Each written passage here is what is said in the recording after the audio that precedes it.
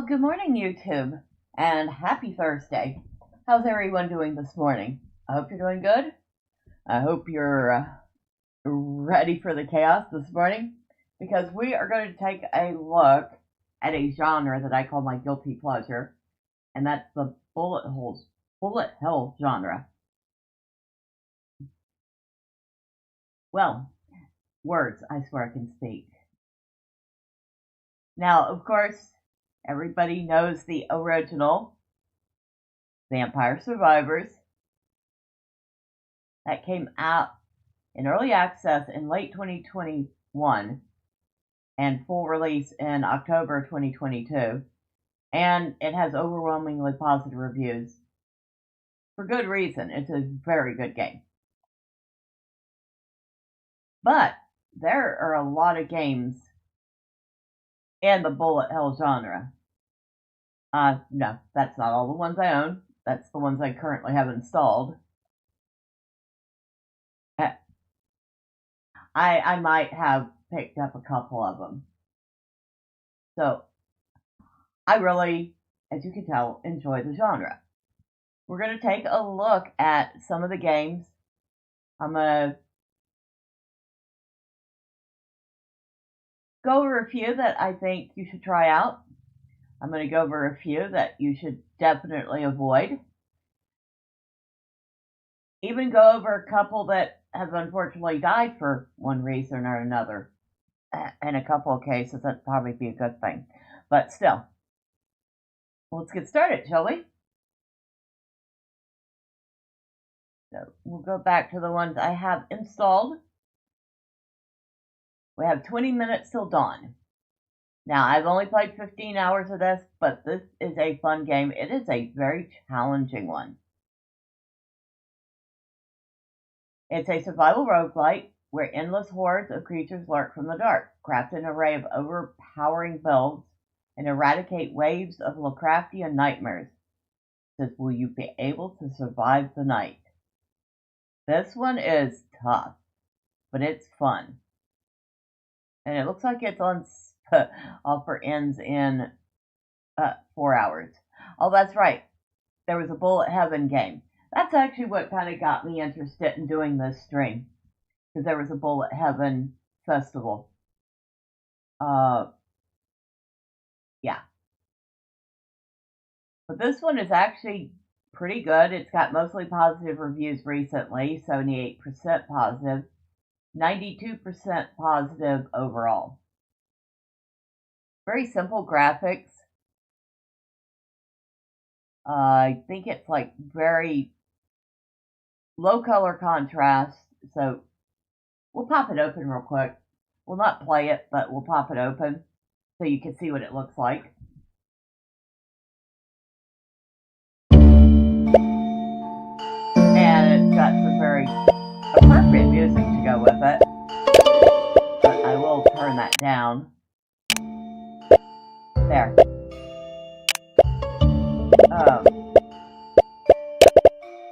Yeah, we can turn camera shake off.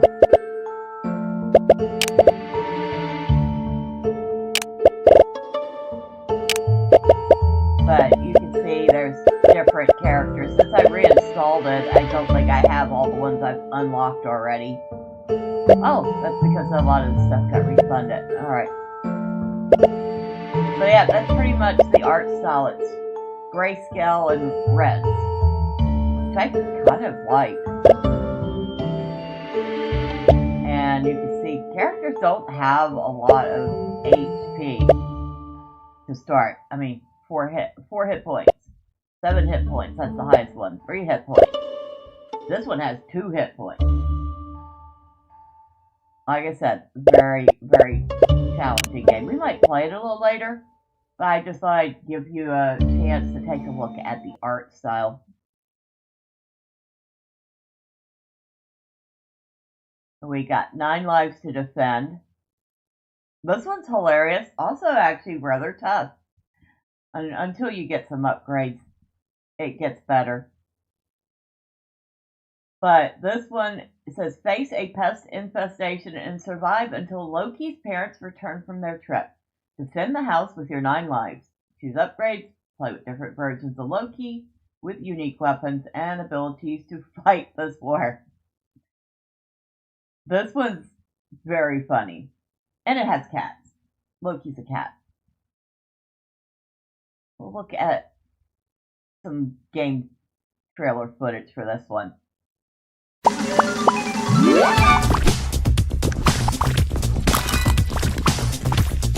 that down. You can see it. It's very hectic. It's very colorful. Loki's very cute. And you do end up with a wide array of very unusual weapons with this one.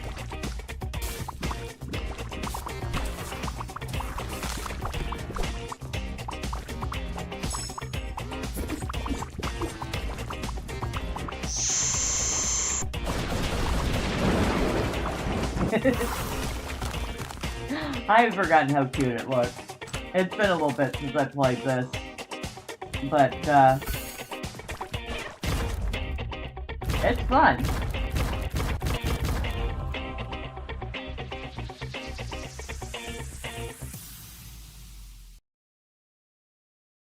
So there's that one. And this one's only $4.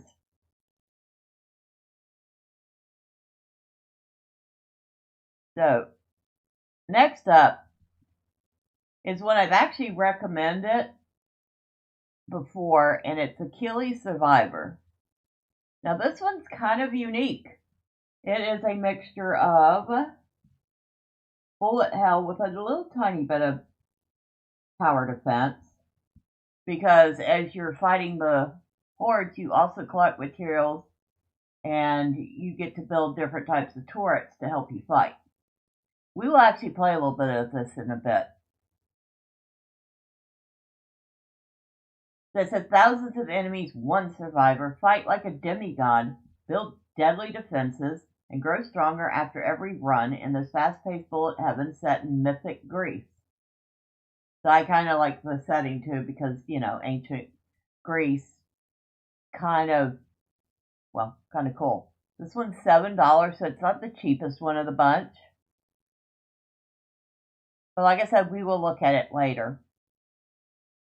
And I do recommend this one.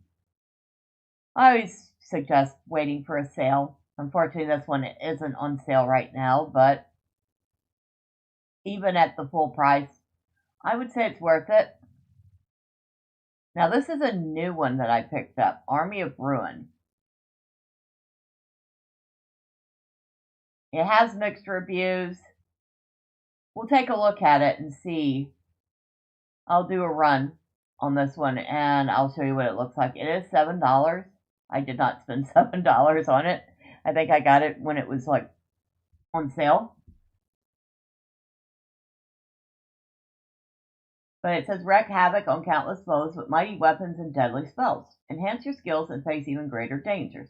Army of Ruin is an auto shooter where you become the bullet hell. Like I said, it does have some mixed reviews.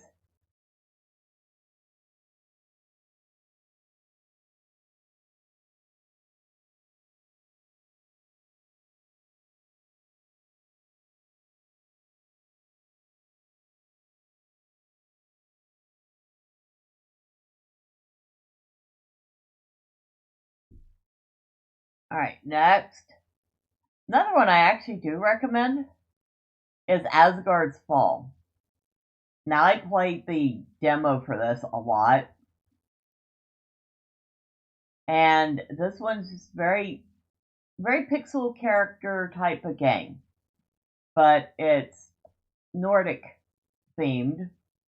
And you fight your way through hordes of creatures and let the gods feel your relentless wrath. We might take a look at that one. Now, this one I'm not sure belongs in the genre, but it's here right now. I do not know how to pronounce it. Billionaire. This is more like a pachinko. But it's a roguelike. But it is more like a pachinko machine. It is weird. I will say that. This one is weird.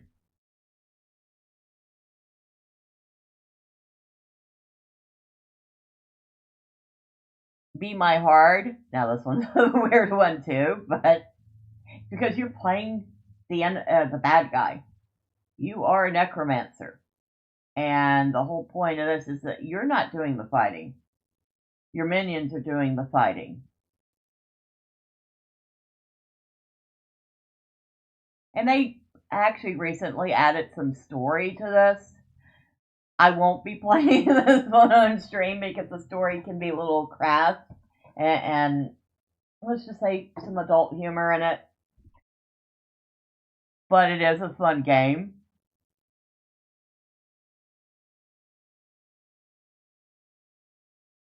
And the protagonist, or I guess you're the antagonist, she's funny. Like I said, she is a necromancer.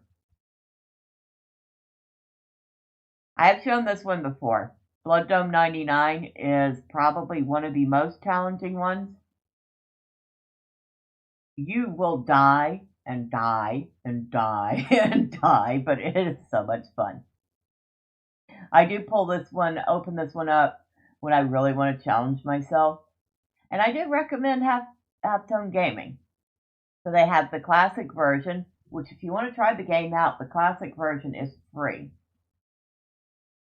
And then there is Blood Dome 99, which is usually $4.99, but because it's in the Bullet Heaven Festival, it's 30% off for the next 3.5 hours.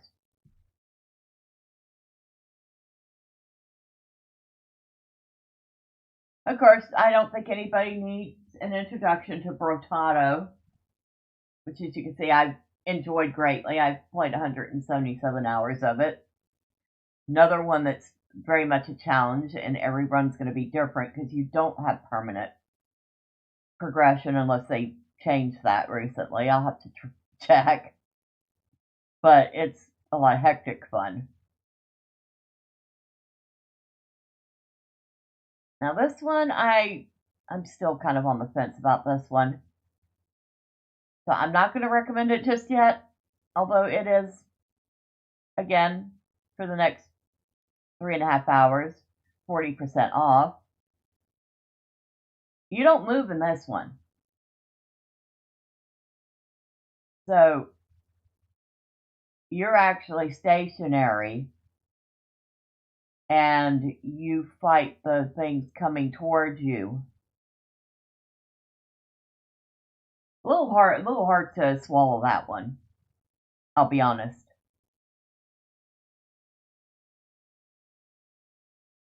This one I actually got thanks to Key Miller. Dark Fairy Tale Dreamland Survivors. This one has you playing as Pinocchio. And you're in a nightmare. You have to collect dream eggs that grant changing, offensive, and survival abilities. I'll admit, I enjoy this one. It is $4.99, so it's relatively cheap. It's got a very unique aesthetic. I've played this on my channel before. We'll take a look.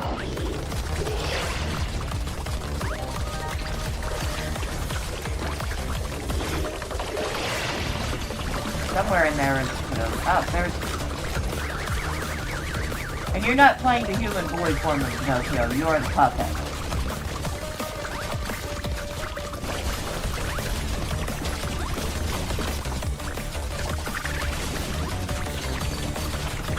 And if you're thinking the enemy looks like Little Red Riding Hood, it is. It's an evil Red Riding Hood.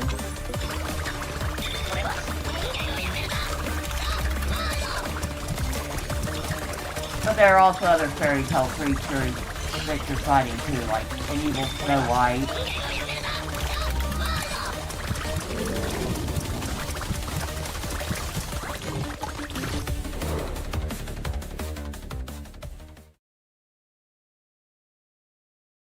Yeah, the art style's very nice. I like the art style of this one.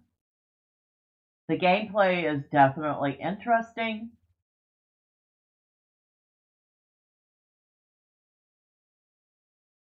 You have, I think it's supposed to be some sort of a tarot deck type system. And you unlock different versions of Pinocchio. So you're always playing as Pinocchio, but depending on what you choose, that Pinocchio might play very different.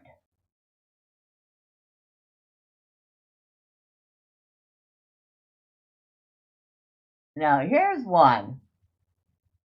It's called Goobies. Now recently has mixed reviews, so let me go down and look. No cloud saving, this game sucks already. Worst RNG game ever. It's okay, I enjoyed the simplicity and the cute bubbly style. I also enjoyed how easy it is to begin and leave a run. The game neither has an end nor is there an objective other than completing the Steam achievements. The game is poorly optimized. Later levels lag to the point of crashing. Okay, I admit I have had it crash once.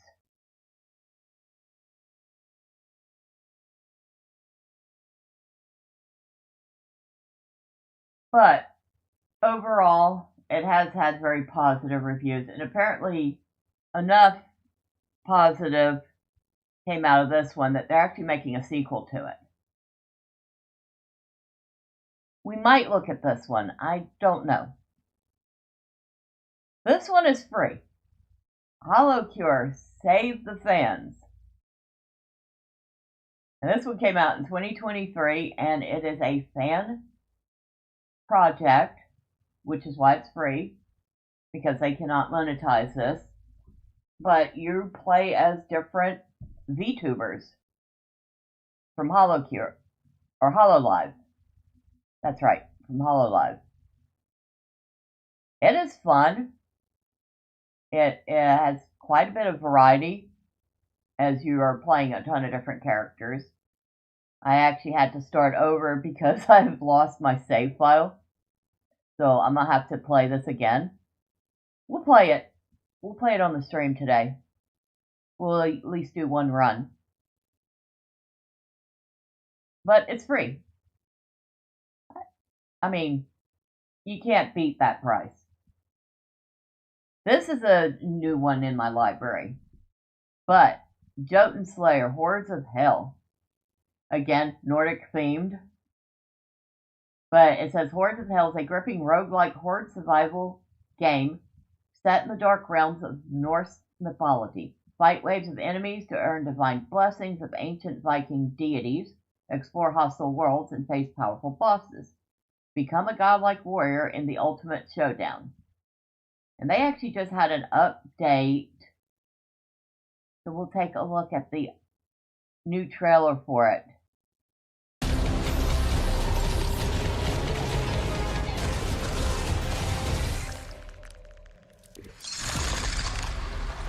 So New World, Alpine. And a new playable class, the Archmage, which had not unlocked yet. I think I'm going to be a far away from unlocking that since I just started playing it. And of course, each class has subclasses.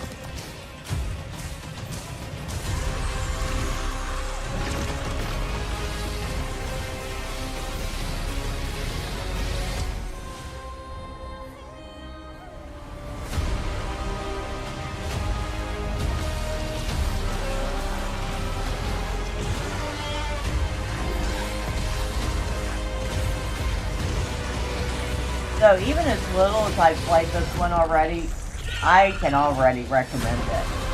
It is fun. Of course, maybe that's just me because I do love everything Norse.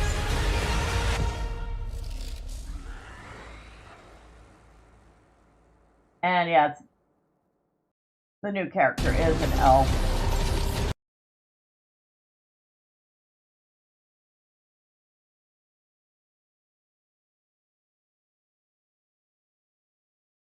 This one is goofy, but Nerd Survivors says use explosive pizzas and enchanted fidget spinners or a katamari of monsters to fight countless enemy hordes.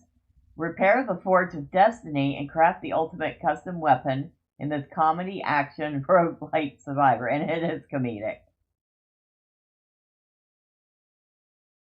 So we'll take a look at that trailer so you can understand. It's kind of a pixel art type.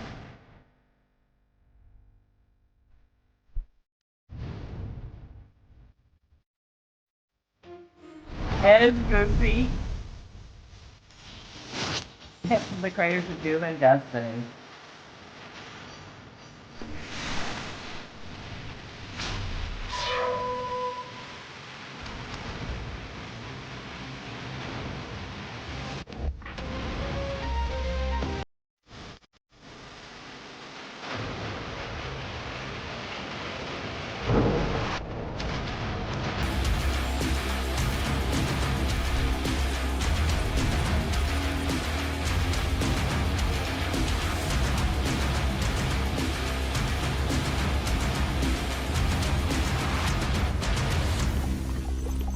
Maybe we might play this one.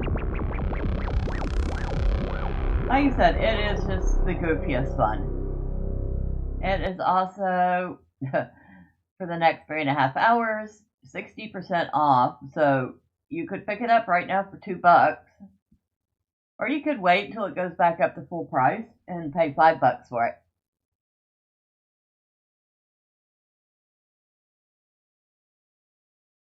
Now this one, Pizza Hero, is $2 all day. And yeah, you are literally playing as a slice of pizza.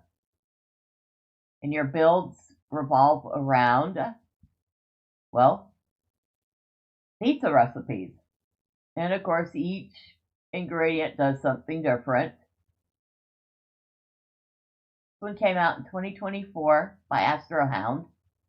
And I think they had one other game that came out this year called Disposition. It's a completely different style of game to Pizza Hero. So, solo developer, cute aesthetic. Oh. Another new one in my collection, Twilight Survivors. Somebody had recommended this to me. And right now it has mixed reviews, but overall very positive. A time-limited survival game infused with roguelike elements and an adorable art style. The world has plunged into darkness, and you are its sole beacon of hope. Will you endure until dawn or succumb to repeated deaths in your quest? Fear not, for you can collect more coins to arm yourself.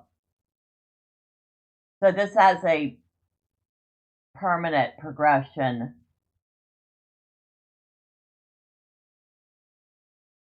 Okay, so somebody has trouble with the game crashing at the menu. Okay, fair enough to leave a negative review for that. Pretty much like any other bullet heaven, but what sets it apart is the anime theme. Besides the visually appealing graphics, the game has a ton of characters, each with a skill tree and levels, with big variety of enemies. For less than €2, it's totally worth the price. We might take a look at it. Like I said, it is like very new in my collection. And of course, if we uncheck the games I have installed, there's a bunch of other ones. Tim Swarm. That one is fun. At some point I'll reinstall this and play some more because it's a ton of fun. Of course, if you've heard of Tim, you know that's a creature capture game. Well, you're playing different creatures in Tim Swarm and a Bullethell. And it came out November last year. It is 25% off right now. So this is one of the more pricey ones. It's usually $10. But it's a lot of fun. And we're going to go through. Sea of Survivors is a different one because you are playing as a ship. So it's a maritime bullet hell. You can sail your ship in any direction, but you can never stop moving. Evade and destroy hordes of pirates and sea monsters to gain experience, level up, and choose upgrades for your ship. Explore oceans filled with mysterious curses, unlock treasures, and fight for survival. And it's by Naya Games. Naya. That's cute. It's $6.99. We'll take a look at the trailer since I don't have it installed right now. Very cute pixel art aesthetic.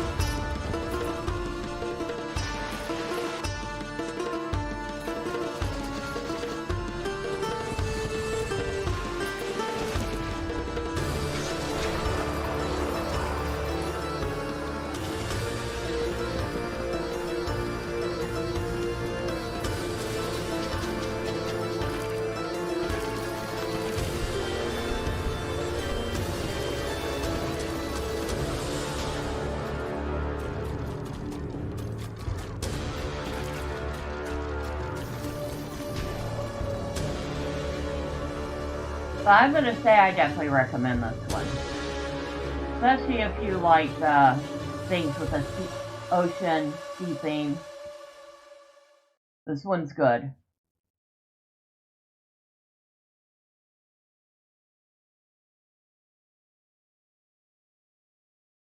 Now, if you like frogs, I will recommend this one.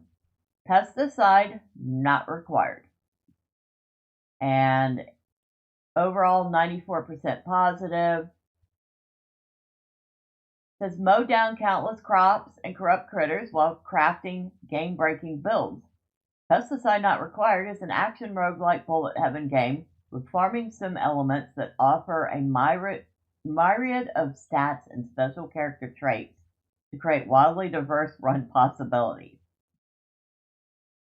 Now, I would say the graphics are a little more basic in this one than most games, but it has a lot of fun gameplay.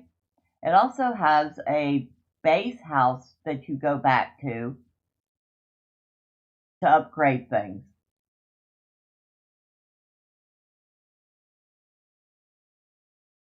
It is usually $6.50. Strange choice. Usually it's a 99 at the end. 40% off right now for $3.90.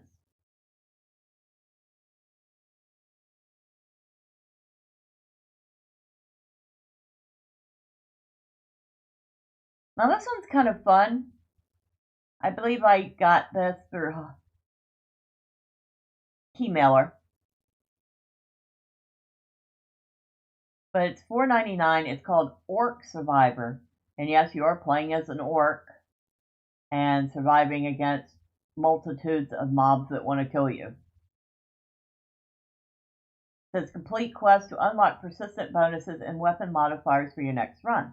Will you conquer or become just another forgotten casualty?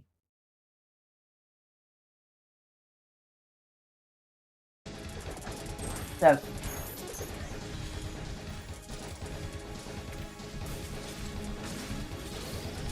get a little pixel art graphic, if a bit generic, but yeah. You start off choosing your weapon.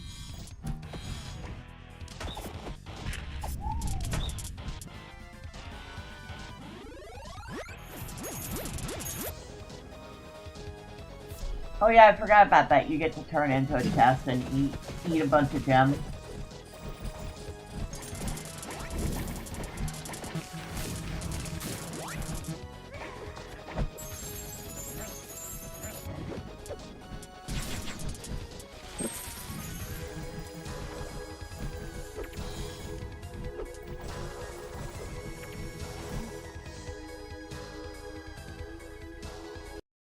So I just thought I liked this one because it was different, and you got to play as the orc instead of, the hero killing orcs. and it's by Titan Crest Games, which is this that appears to be their only game. So, very good solo dev.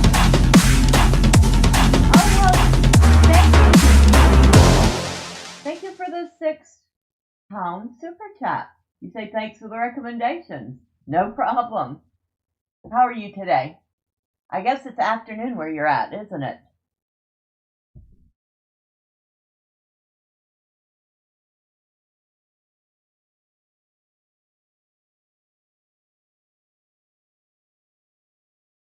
The Nordic Ashes.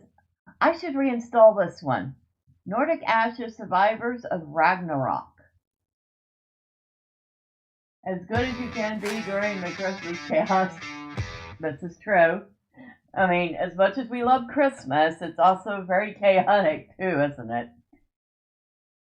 Especially if you have a big family. The bigger the family, the more chaotic it gets.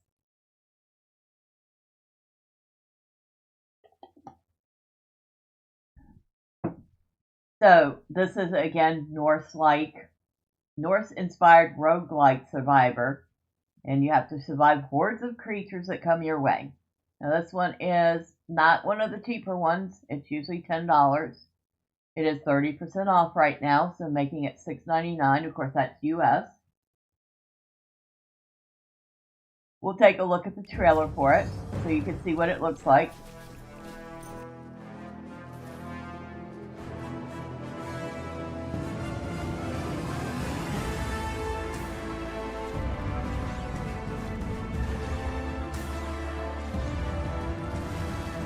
I did always like the skill tree for this one. And I love the art style, I'll be honest. I absolutely love the art style for this one.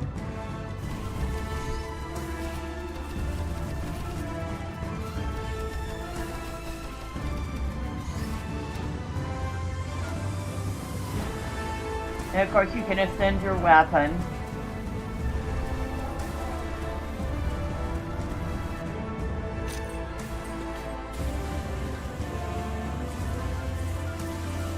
I'd say almost about a half a dozen of the bullet hells that I have are Norse themed.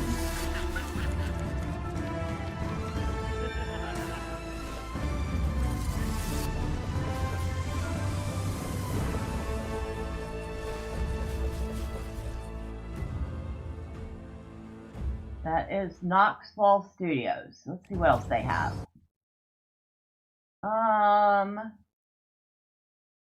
Looks like their first game was called One to Blame. Online multiplayer where deception and truth will suit up. So, completely different style of game there. I'd say their Bullet Hell was more popular.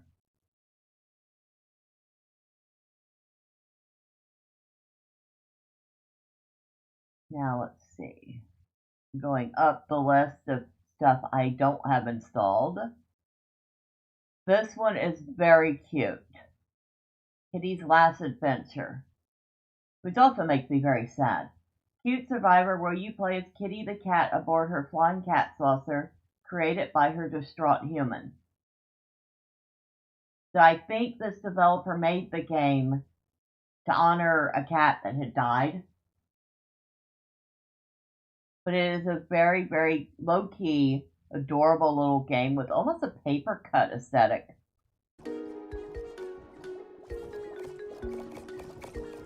Play as a cat that uses its toy to destroy... Okay, I can't read everything. But yeah, you got Gizmo and Rocky, Kitty, and more. For each weapon, you can, of course, you have upgrades. You even have difficulty levels for it to make it more challenging.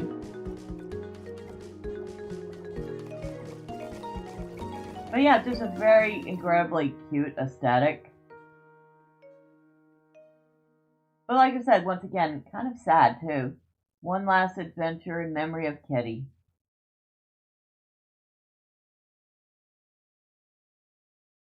And it is $4.99. Release date was this year. It has very, very positive reviews. So 98% of 127 users reviewed the game positively, which I think they have to get a lot more reviews to get it to overwhelmingly, but 98% is pretty overwhelming positivity rating for a game.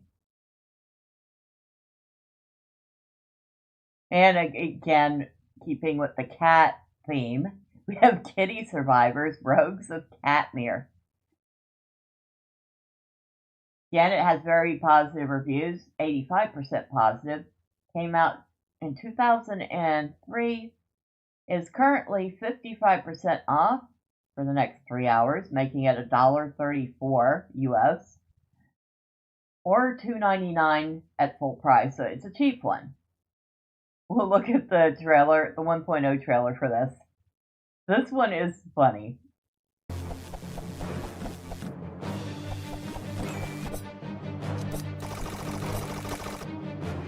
Choose your cat. You have different cats to unlock. Over 1,000 weapon combinations. Right. You can create different weapons in a forge. Evolve your perks. Explosive diarrhea. Oh yeah, I remember that. Level up your pets.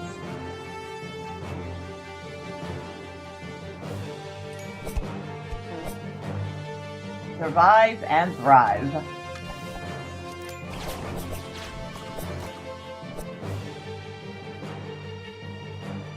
Now, don't let the cute theme deceive you. It does have some challenge to it. I remember dying quite often until I got leveled up. See, 2 more that I don't have installed that I do recommend. This one here is unique in that you don't have weapons, you are the weapon. Karate Survivor. Become a martial arts master in this survivor-like roguelite inspired by action movies of the 80s. Use your fists, feet, and the environment to fight off relentless thugs. Master powerful combos, enhance your skills, and remember, everything around you is a weapon. Came out in 2024 by Alawar. It has overall 90% positive ratings. Recently 89%. So it's consistently staying on a very positive rating. It is $4.99. So about average price. We'll take a look at some gameplay trailer.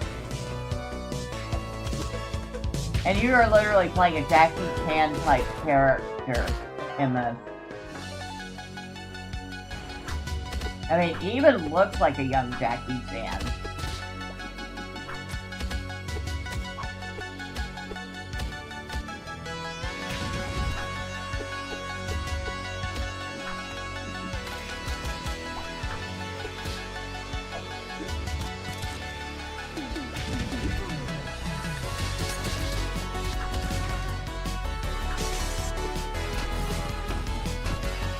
So this one is just straight up fun. Like I said, you are the weapon. Oh, well, you and your environment. And everything is pretty much destructible. Well, okay. Not, oh, well, never mind. Yeah, you can destroy things around you as you're fighting.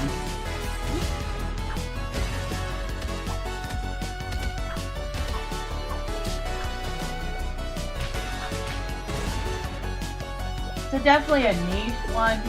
You really do have to be a martial art movie fan or maybe a Jackie Chan fan or something like that to really get into it.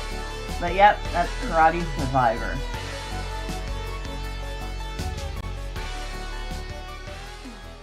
That one is, like I said, a ton of fun. And there was one more. I wanted to show in this. Halls of Torment. Now, y'all may or may not have heard of this one. This one has been out for a bit. Came out September 2024 by Chasing Carrots.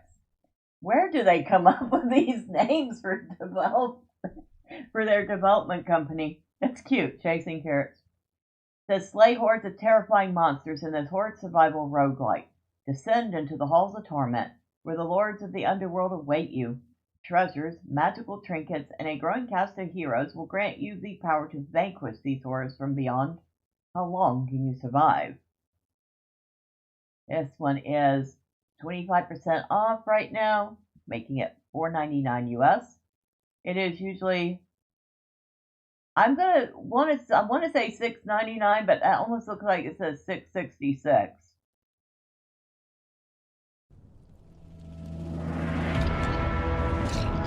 Now the art style is definitely pixel, but a little more stylized pixel. It tries to look semi-realistic.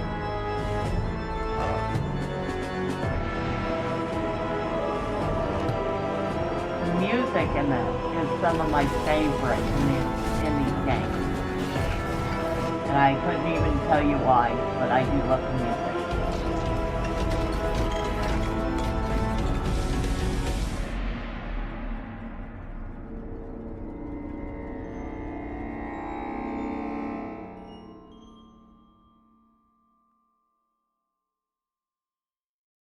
Let's see what else they've done.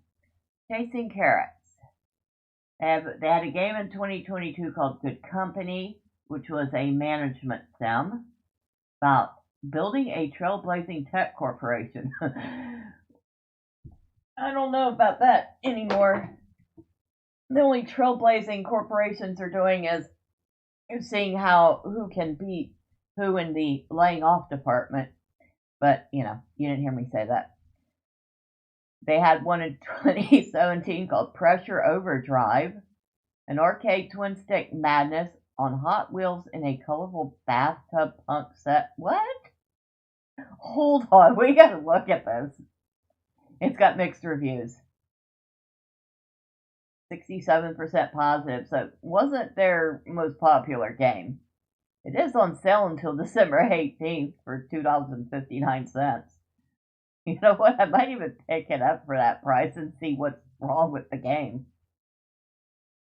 It's got single player and local co-op, campaign and free play mode, new endless mode, boss fights, 3 worlds with 30 plus levels, dozens of enemy types, upgrade your bug. Wait, you're playing it at buggy. Hold on. Now I have to look at the trailer. That's cute.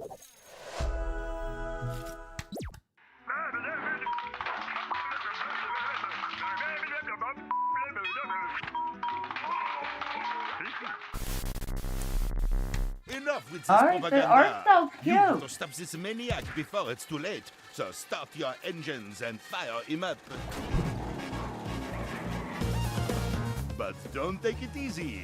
You are up to some brutal shooting action on Hot Wheels to save the day. This is cute. I wonder why it has such mixed reviews. Do not fear. I will sell you shiny upgrades. Lots of upgrades. And you're going to need them. You will face 3 worlds, over 30 levels, and a huge bunch of different enemies. And that's not all. Epic monster machines. Oh my goodness. But you don't have to fight alone. Revolution is double the fun with a friend. Oh, so it has co-op. Too bad it doesn't have online co-op. That would be fun. High score run, power-ups, and much, much more. Overdrive on all the devices. Oh wait, multiplayer? Pressure Overdrive. Get it now. I don't know, this one looks kind of cute. I'm gonna hit that. I'm probably gonna pick it up just to see why it did so poorly. If you haven't played the original Pressure, I would recommend this to you. But despite there being no information that this was a remake of the original game on the store page, even the intro is the same. Also, there are less upgrades in the original, The only things are noticeably different are the fact that pressure is almost irrelevant now. You don't need to rush through it, so there's no real action in the game anymore. Also, the mechanic where you can aim, which pretty much could have been an update. The original was more fun, even though I only spent $2. After the 80% off coupon from owning the original, it was a waste of money.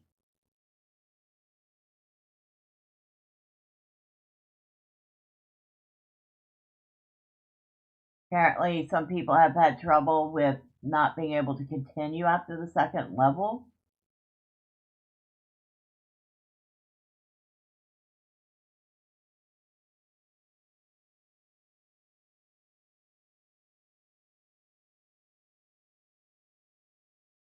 So it's a remake of a game called Pressure. Still, I think I'm probably going to pick, $2.50. I think it's worth checking out. And then they had a game in 2015 called Cosmonautica. A fresh take on space trading in a procedurally generated universe paired with quirky humor for your intergalactic enjoyment. It's also 80% off right now for $1.99. It also has mixed reviews. So their Halls of Torment was probably their most popular game. And they did that Bullethell pretty well.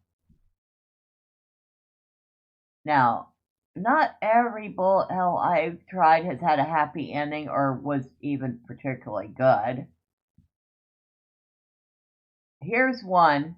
I picked this up for $1. Now, I would show you their Steam page, but it no longer exists because apparently this was quite the scam going on. I picked it up for $1, but they were pricing these cheap little games at $50, $60. Yes, you heard me right. It was insane. In fact, the only discussion in the discussion board, it says that price is 50.50 euro, the true recommended retail price. If so, developer, I'm going to have to get realistic with you. And like I said, they don't no longer exist on Steam. Steam has wiped them. They had 20, 30 games that they threw up, and they were all pretty bad. I picked this one up, like I said, it was $1, and then it went up to 60. It was insane. The game's okay, but definitely nothing to write home about. Now here's a sad one. This was a fun game. Don't SH on my blank roof.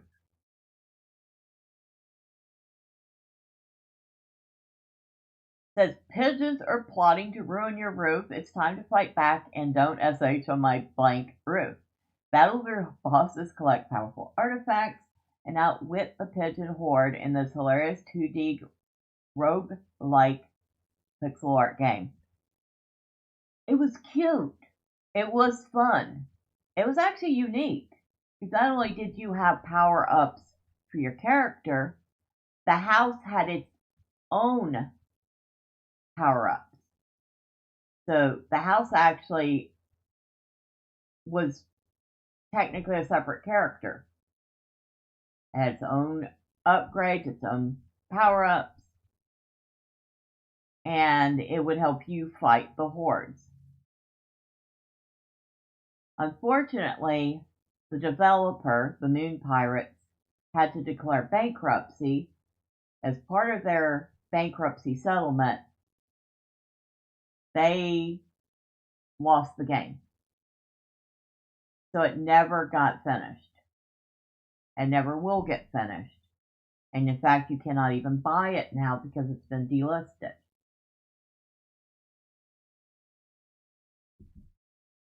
I think since then they have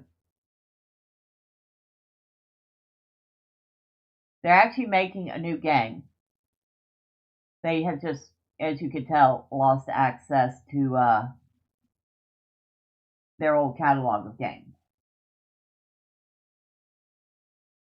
So it is very sad. It says it's no longer available in the Steam store. But that's what happened with that game. I can still install it and play it because I already own it. But I think it still had some stuff that needed done to be finished. So yeah, even I do occasionally get a stinker like the Demonic Labyrinth.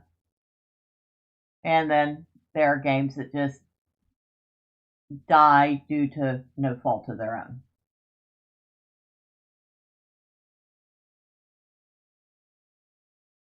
Oh, and for the fans of Deep Rock Galactic, of course, there's Deep Rock Galactic Survivor. This one's fun.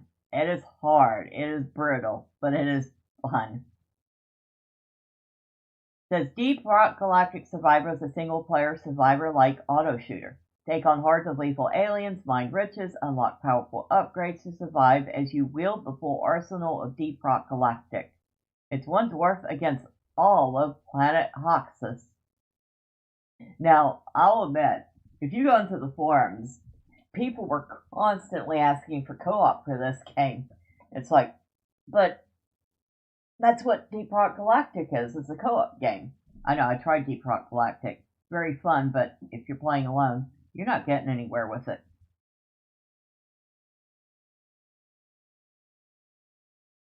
But this one is usually $12.99. Definitely not the cheapest one in the bunch. It's 30% off for the next 3 hours, making it $9.09. Of course, that's US. And it does have very positive reviews, so 87% positive.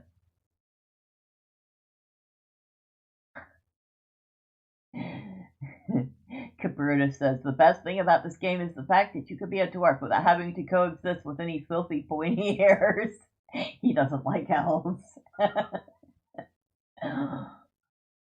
Newest patch doubles down on the developers' newfound obsession with RNG reward systems. Thumbs down for the same reason their next title is on my not remotely interested list. So I guess they got more into the RNG.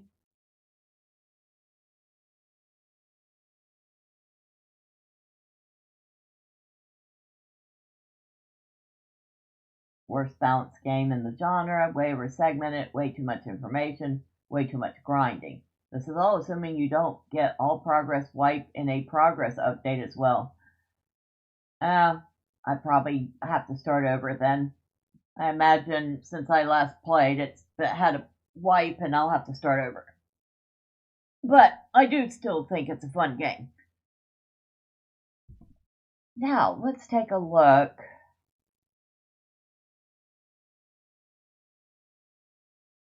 Do a quick run in Achilles Survivor so y'all can see the actual gameplay. Good morning, Neon. Happy Thursday to you. You say W stream, let's go. Well, thank you. We're about ready to play a couple of different Bullethell. So y'all can see and decide for yourself if you want to buy them.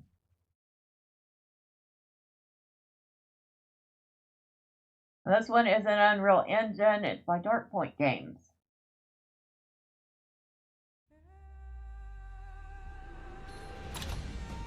Do I have any points to spend right now?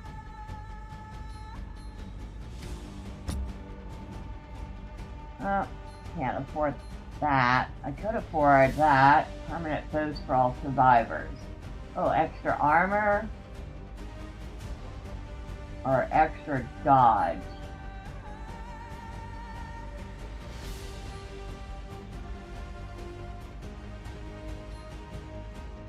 Ooh, both of those would be good.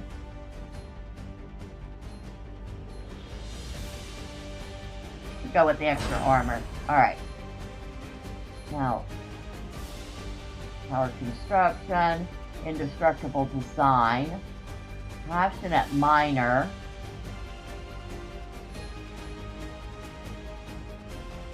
Swift Builder, Solid Construction. I'm going to go with Solid Construction. Alright, that's all I can upgrade.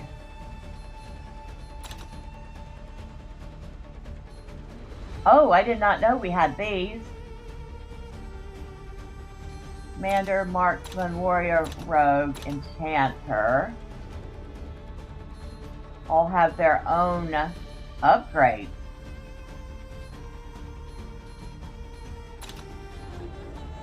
Well, we'll do without those right now. I'll have to look at that later. That's something new to me. And we'll go to Troy. We'll do something easy. We'll do Barrack.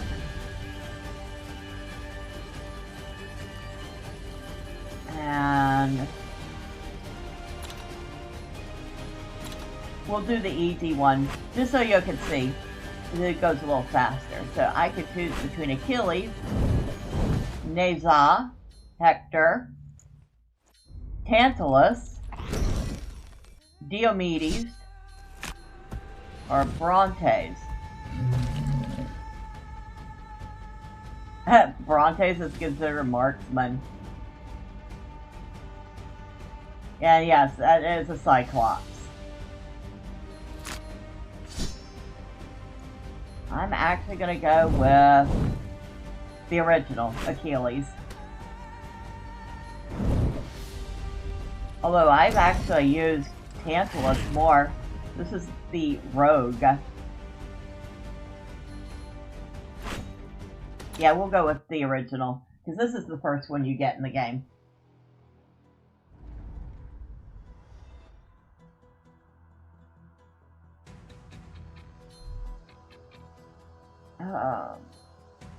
We're not going to worry about building anything yet.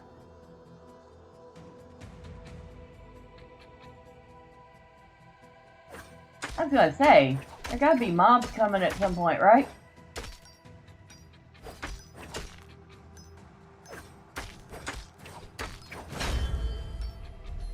Alright. Precise and deadly. Critical damage 30%, raises power level by 1. We also have Hefacious. I think that's how you pronounce it, Hefacious support, which would raise our armor by 50.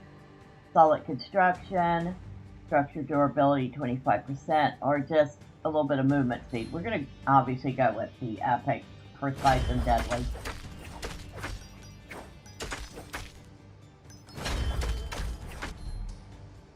Survivor strikes fast, striking speed 9%.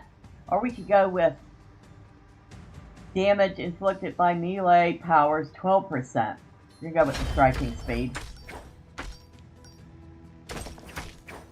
I gotta find a mine.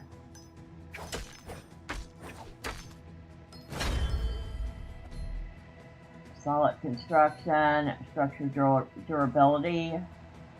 I mean, I should go with that, but I'm going to go with the cooldown speed on the attack.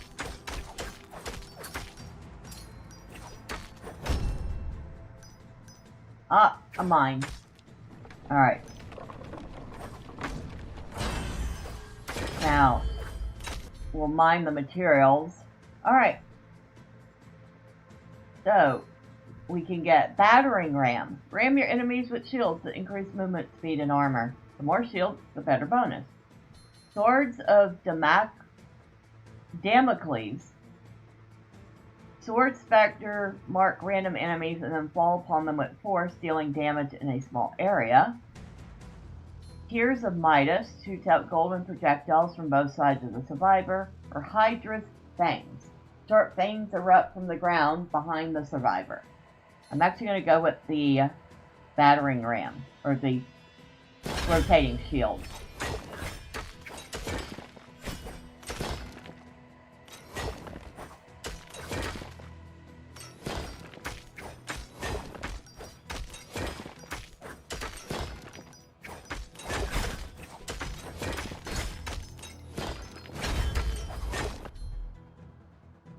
Alright. XP XP gain, indestructible design, precise and deadly, gifted student. I'm going to go with the precise and deadly because it'll level up the shields we just got. Alright, we've gotten some materials. And there's another mine. So we're going to go ahead and get the materials from this one too.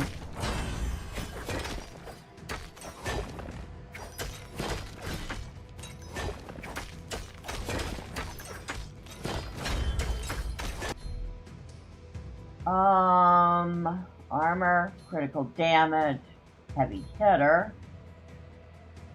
I gotta go with the movement speed. So we're gonna go with Hermes boots.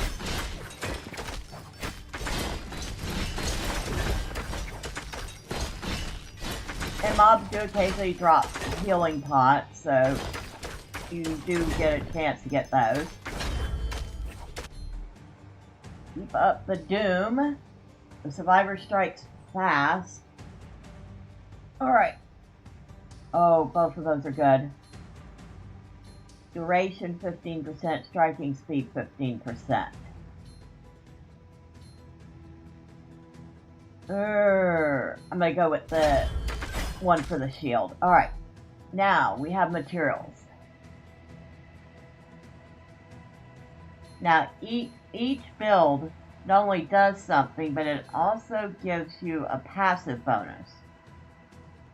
So, Workshop will give us a passive bonus of extra XP gain. The Refreshment Barrel will heal the survivor, but it also gives a passive effect of maximum health. And the Trojan Horse summons a Myrmidon to fight by your side and has the passive effect of critical hit chance. I'm going with the Trojan Horse.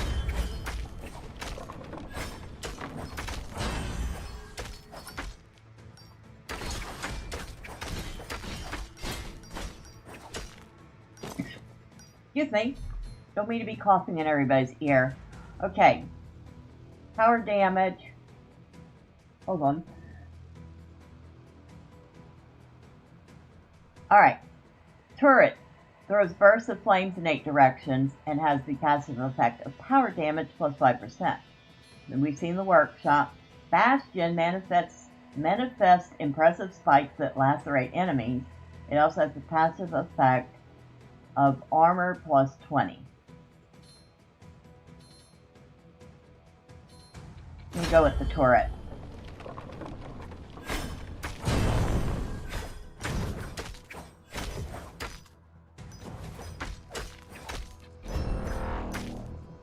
And our first enemy champion is arriving.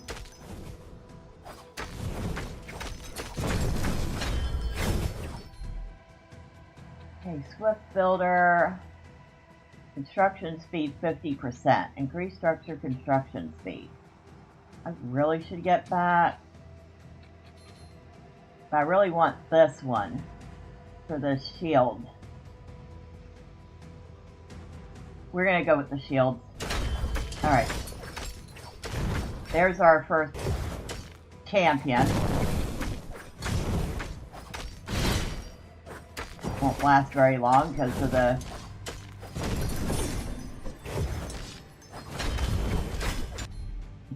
turret.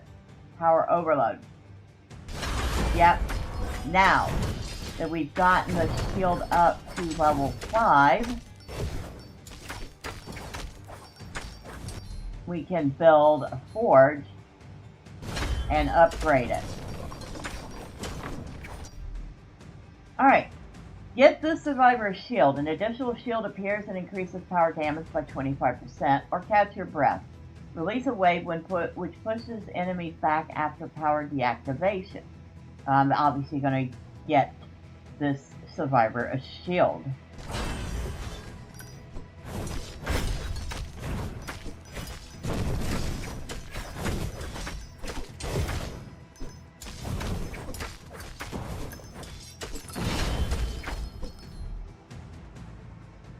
Alright, heavy hitter. We're going to go with power overload because I want to get his main skill up to 5.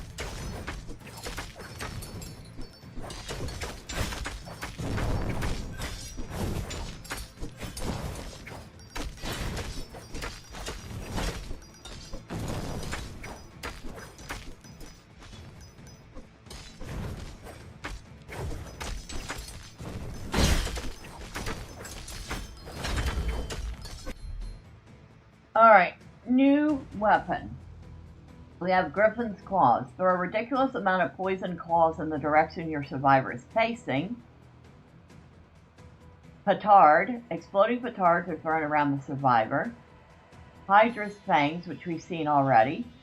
And Agamemnon's Wrath. Drops exploding hammers from the sky. I'm going to go with the Griffin's Claws because I like the speed of them.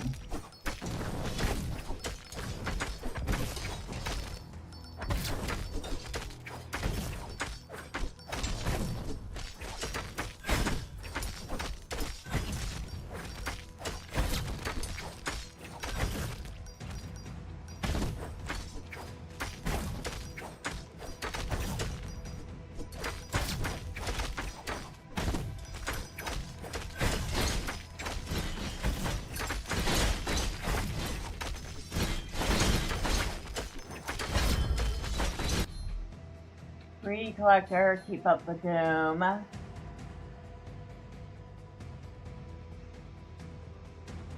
Hermes Boats.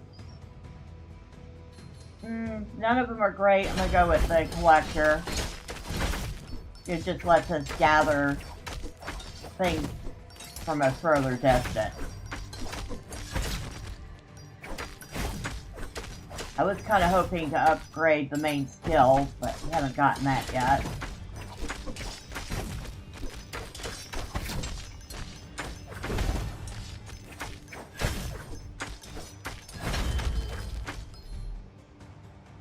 Oh! Why you do this to me? I really want that heavy hitter for the main skill, but I also want this epic armor, because it gives us plus 100 to armor. Alright, we're going with the armor. We'll have to wait for another level up. And another champion is arriving.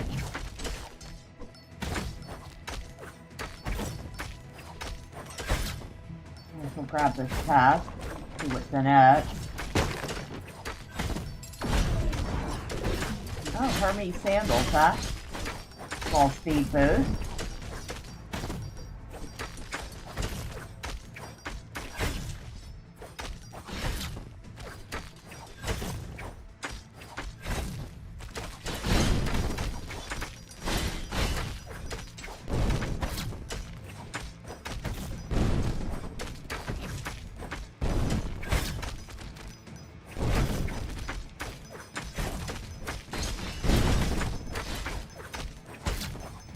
Alright, got that.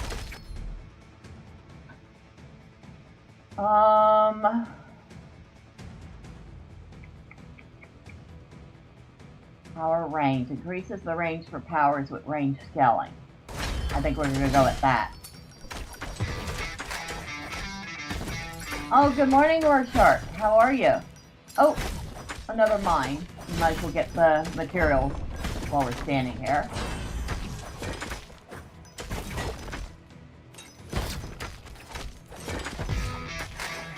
You're good? Awesome, awesome. We're taking a look at some Bullethell this morning. Now this one is Achilles Survivor. I do have Halls of Torment though, which is a good one. Greedy Collector, Indestructible Design, Power Overload. I guess we're going with Power Overload. It's a fun one. And it's based off of Greek mythology.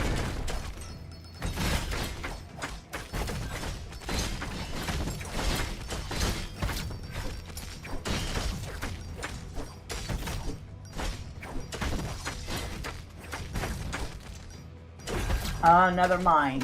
Okay. Oh, 2 more mines. There's a Souls-like Achilles game. That would probably be challenging. I've never really played any Souls-like games. I would probably suck so hard at them.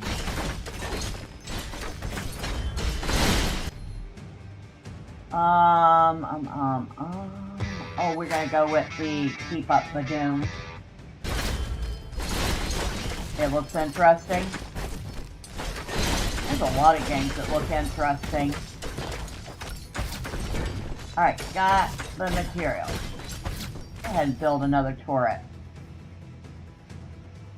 I'm going to go with Ominous Visage. Summons mask overflowing with deadly energy. The passive effect of this is a status strength of 15%.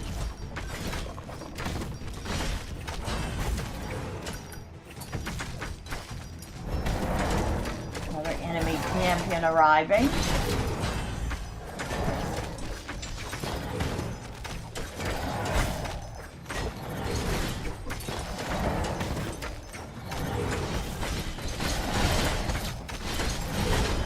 There's our enemy champion right there.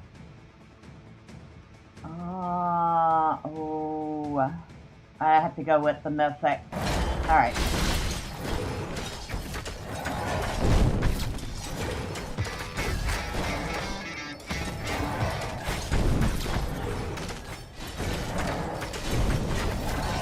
Alright, got the material.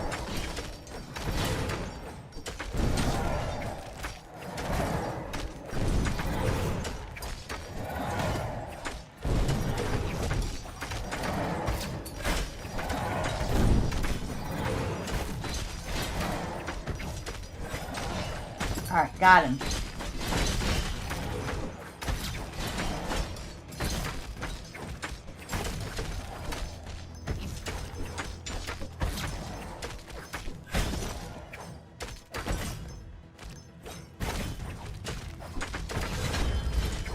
Level up.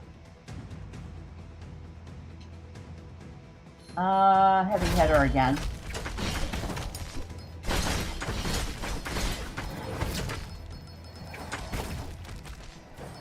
You can tell the shields are incredibly useful.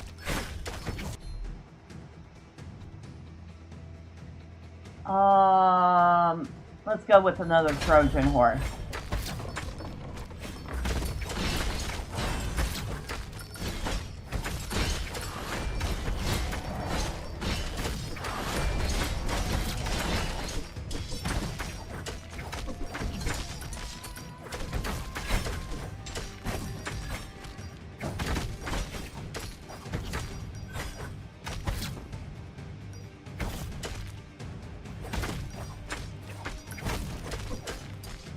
So this chest we unlock by killing enemies within the circle. There we go. We've unlocked it.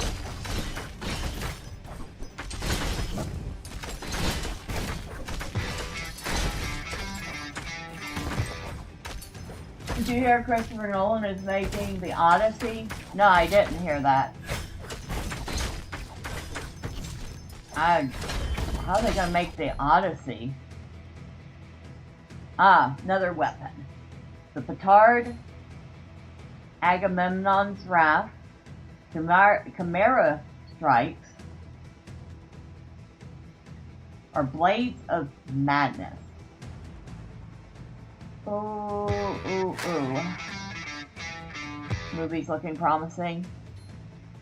I'm torn between Chimera Spikes and Blades of Madness. Now the cooldown for Blades of Madness is 6 seconds. The cooldown for Chimera Strikes is 2.5 seconds. Strikes is a ranged attack. Blade of Madness is a melee orbiter. Alright, I will check it when I'm done. I think I have the shields already. So I have something orbiting me. I think I have to go with Chimera Strikes.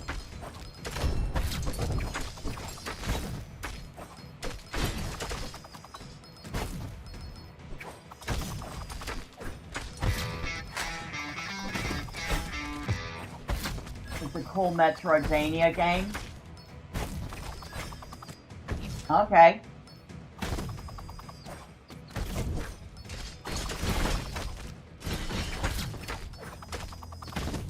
Another mine.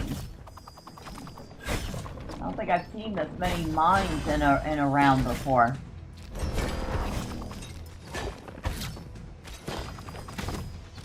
I'm gonna go ahead and pick up Another Fury turret.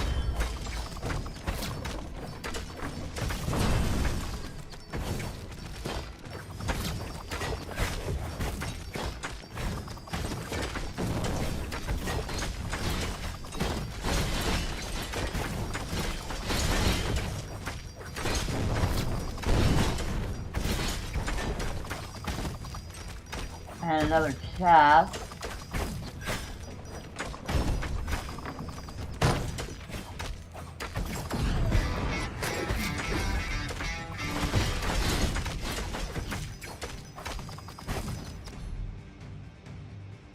Do you face Paris in this game? I'll admit I haven't gotten very far with it yet. You do face a lot of things in this game. Ooh, status strength, power damage, or luck.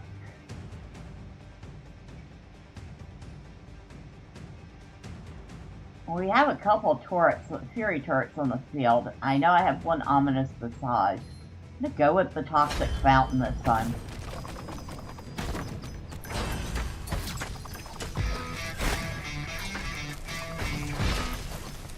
Oh, yeah. You're right. Empowered projectiles. Shooting damage 12%. Sure.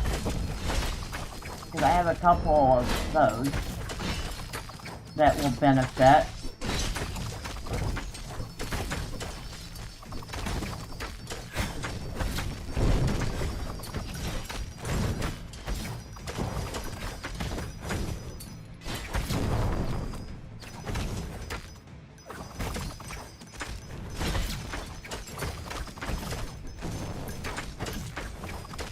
Defeat 10,000 enemies using structures. So I just got an achievement. I'm working towards an achievement, I think. Further doom. Yeah, we're gonna get more range for that.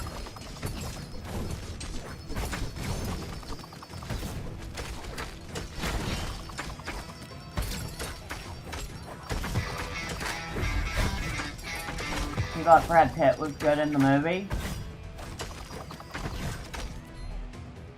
Brad Pitt is good in most things he does.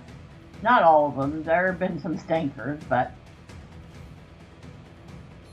we'll go with another toxic fountain.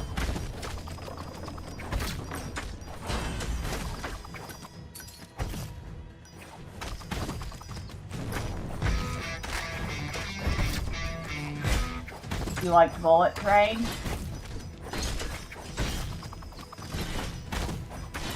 Alright, let's close this rift.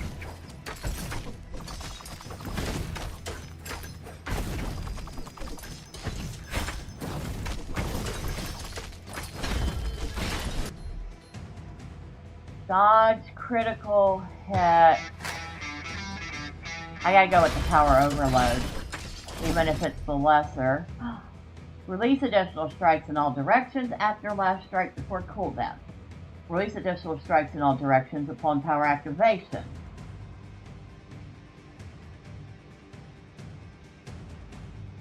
So either way, you're going to get additional strikes, but do I want it at the end or at the beginning? I think I want it at the end.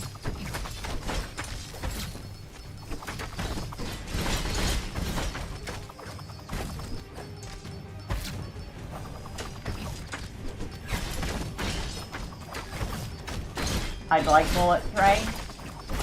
I'll have to check it out then.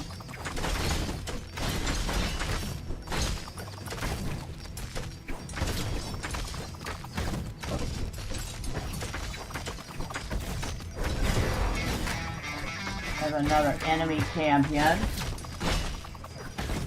Good morning, DP. Top of the morning to you. I am doing just fine. We're taking a look at some Bullethell games this morning. I went through some of the ones I recommend, and now we're going to be playing a couple of them. Right now we're playing Achilles Survivor. Ooh, critical damage or duration? Ooh, choices. I'm going to go with critical damage.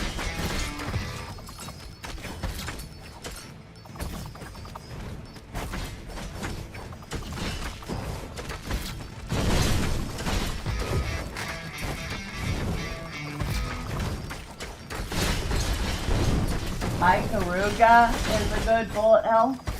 I haven't heard of that one. Oh, okay. Get rid of these archers. Clear the basement. Oh, oh, oh. Do I want the dodge or the armor?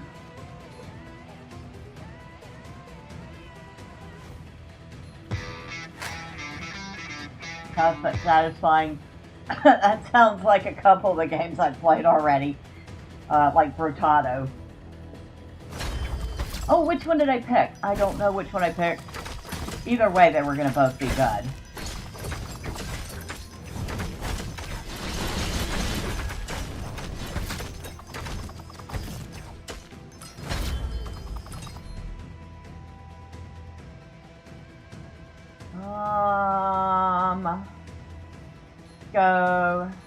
Go with a little health this time.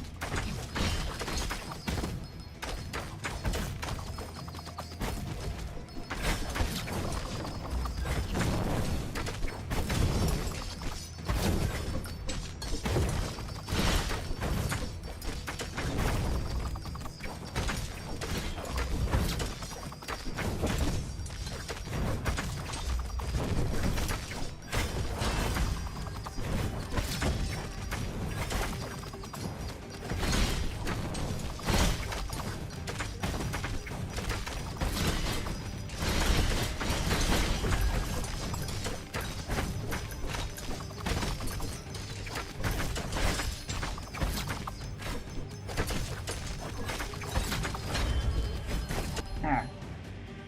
Oh boy. Well, we gotta go keep up the doom again.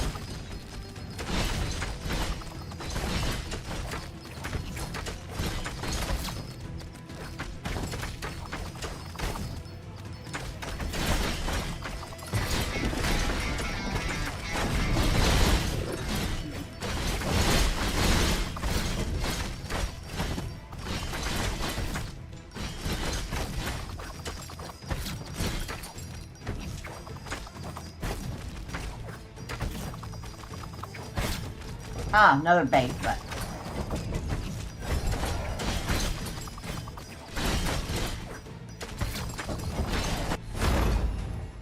Greedy collector or godlike vitality? Godlike vitality, of course.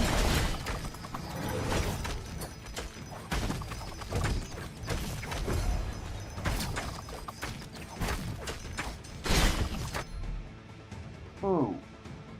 Ooh. We'll go with Bastion.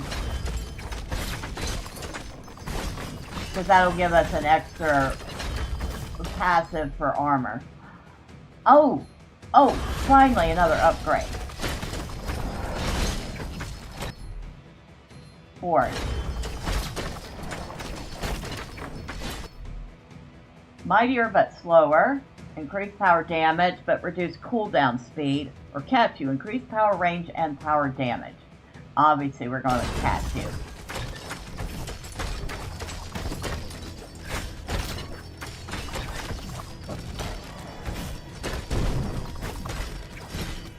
Come on over here. Get pokey.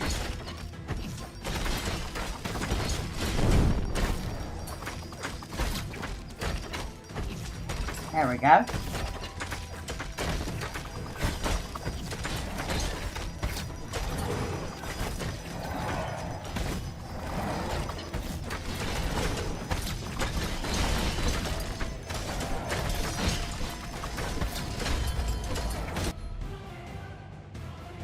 Keep up the doom. Oh my god, another upgrade. Get back to the forge. Hopefully it's not been destroyed yet. It hasn't. Size matter. Increase power effect size or shields up. Sorry, hold on. Sorry, didn't mean to clear my throat in everybody's ear. Or shields up. Reduce time between appearance of another shield by 25%.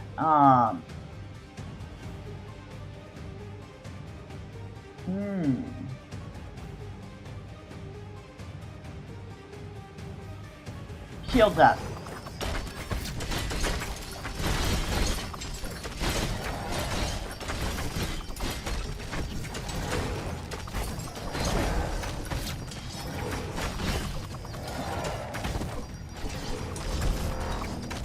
Enemy champion.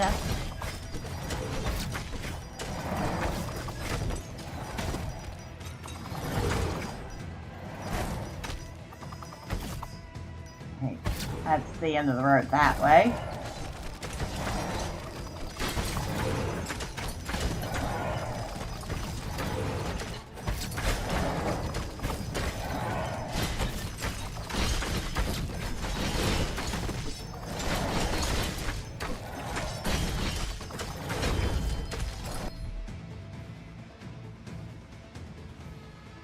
Critical damage or cooldown speed for the shield. Yeah.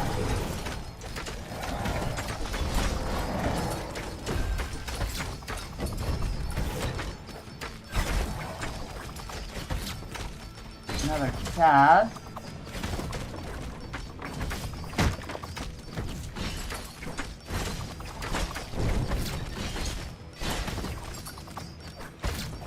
Oh, and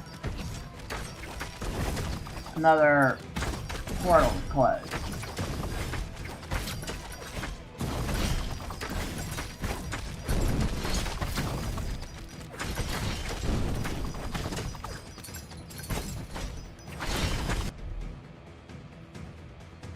Additional strikes in all direction.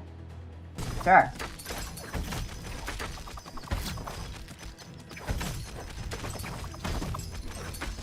The reason I really like this one, well, two reasons. One, it's Greek mythology. Keep up the doom. Two, because it's a mixture of a bullet hell and a bit of a tower defense, which I always thought was kind of nice and different.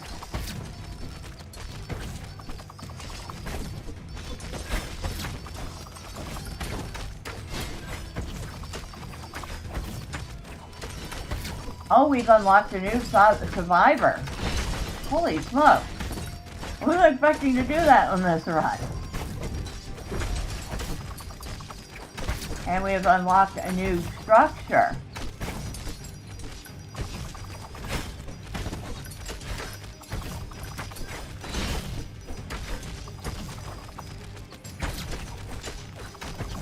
Now we're looking for something else. Feel the rift between realms.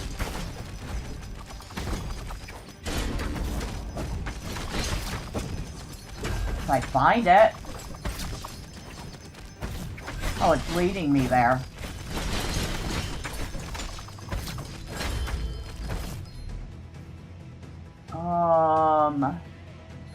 Finally, got another upgrade. Well, I have time to do this.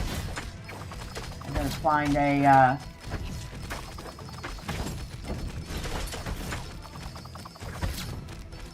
might not have time.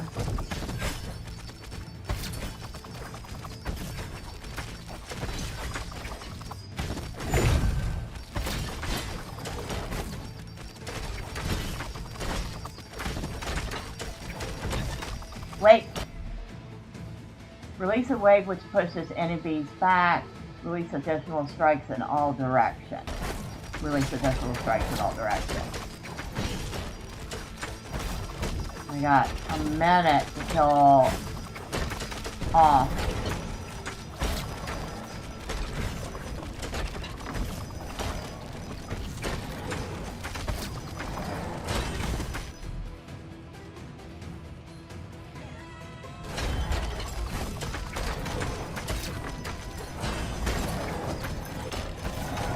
Well, that'll help. Don't need Swift Builder at this point. We're at the end. Precise and deadly.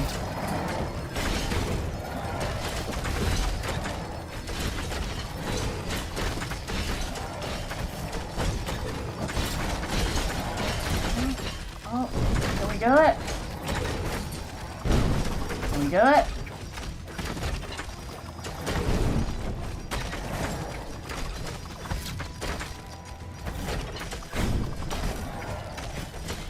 Missing one.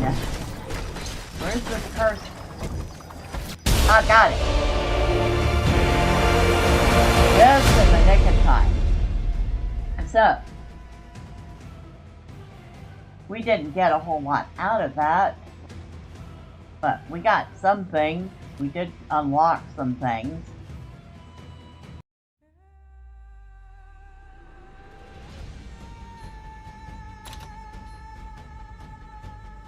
Do I have enough upgrading? Oh, I can increase movement speed. Okay. And here,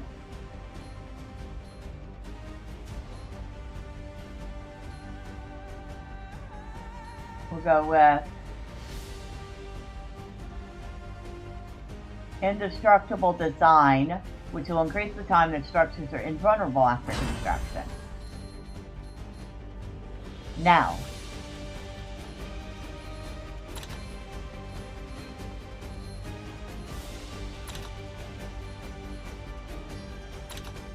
you can see there's a lot of things to unlock here.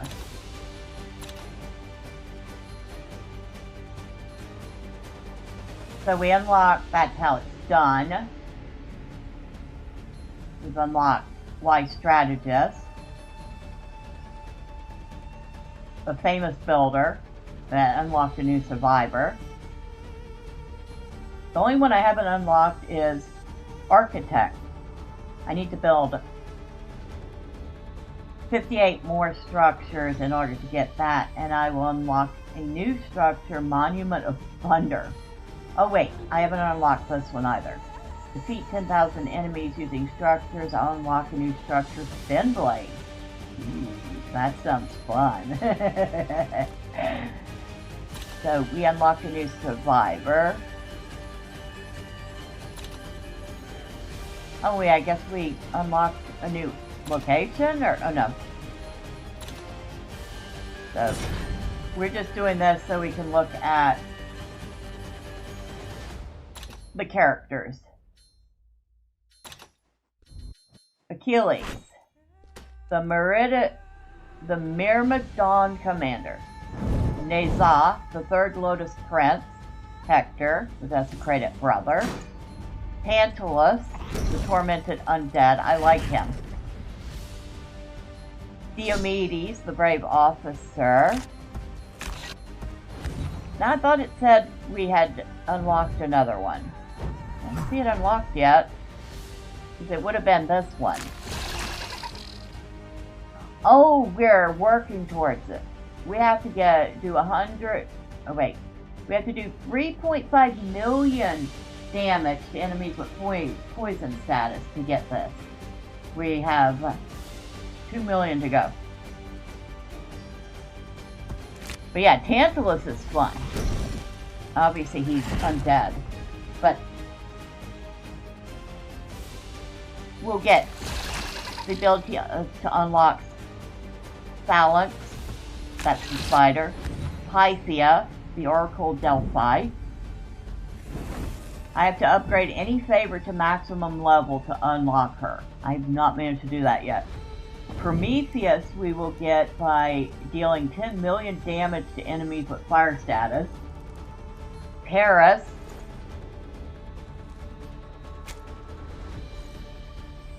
We'll actually get to play as Paris. So that's an unlockable character, Rorschach. Collect 5 golden laurel wreaths in Troy. We have 3, we need to get 2 more. Barbaros, the strength from the north.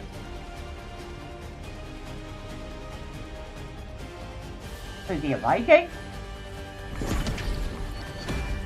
Chronomus, the wise shaman. You have horns on your head, dude. Okay, yeah, you're a demigod. Never mind. Complete 4 runs as any enchanter. So in order to unlock him, I would have to have Prometheus or Pythia.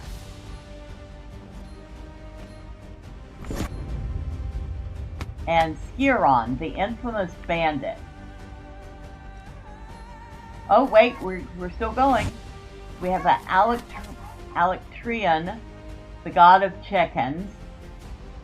We have to complete 20 runs to unlock him. It says you aren't a chicken, you're the rooster. So you actually have a rooster you can play as a playable character. Seropes, the mighty smasher, defeat 30,000 enemies using melee type powers. And he looks like a troll. He looks like a troll character. Achilles, the Kingslayer. Apart from Achilles, the Myrmidian commander, so there's a second Achilles you can unlock. Defeat Talos playing as any rogue. And Agamemnon, the conqueror of Troy. Defeat Agamemnon playing as Achilles the Kingslayer, and you can unlock that class. So there's a lot of characters to unlock in this. You have locations like the outskirts of Troy, the barracks, the battlefield, the market, and then a couple that I can't even see yet.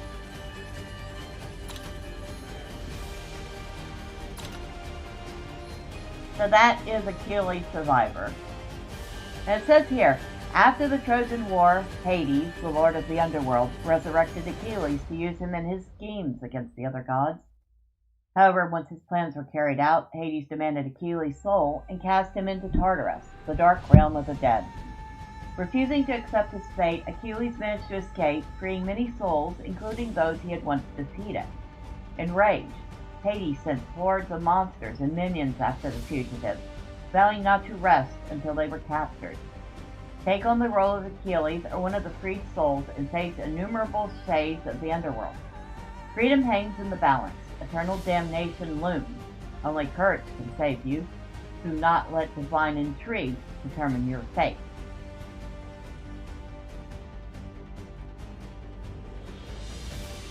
So this all essentially takes place after Achilles is dead.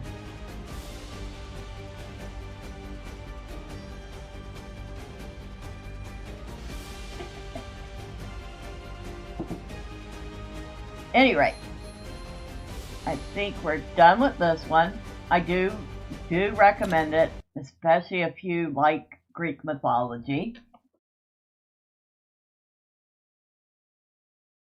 Now, what shall we play next?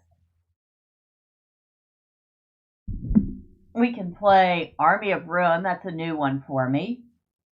Very cute aesthetic on this one. I know I should probably not say cute and bullet hell in the same sentence, but I can do that a couple times. We could see why the reviews are mixed right now.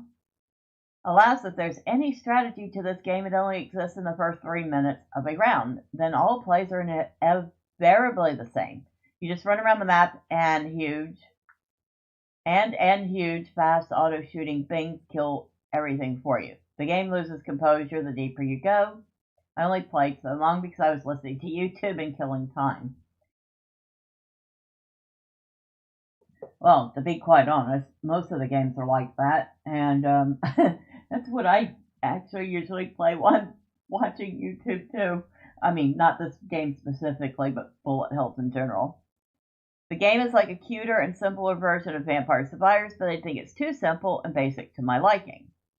On paper, it has everything a survivor-like should have, lots of weapons and characters, evolutions, meta progression perks, options to increase game speed. But it lacks something special to keep my interest during the run.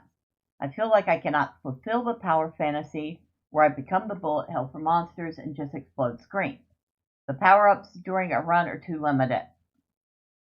I wouldn't say this is a bad game, but I personally don't like it because it doesn't allow you to scale your build through the roof like other games in the genre, and there's just not much fun stuff happening during a run.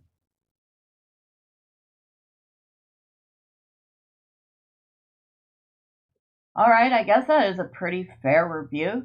Shall we take a look at it then?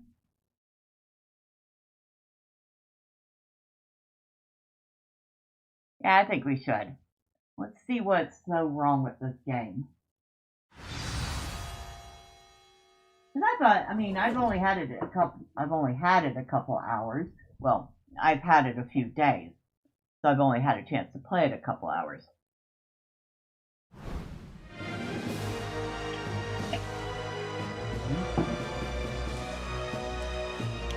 Alright, first off, we're going to turn down the music.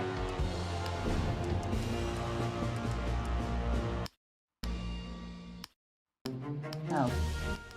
Okay. That'll work.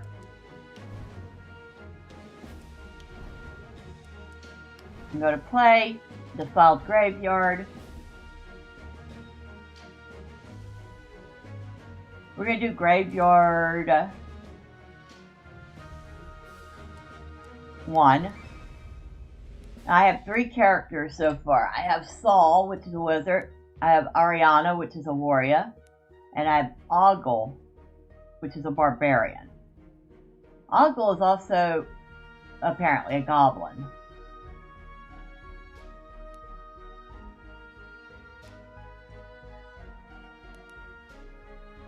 Oh, I'm sorry. Ogle's a troll. Oh, which one? Let's go with Saul the wizard.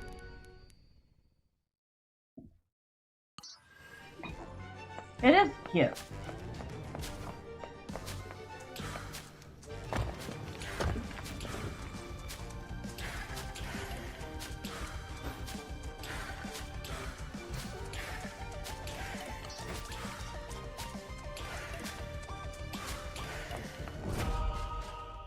Quicksilver spears.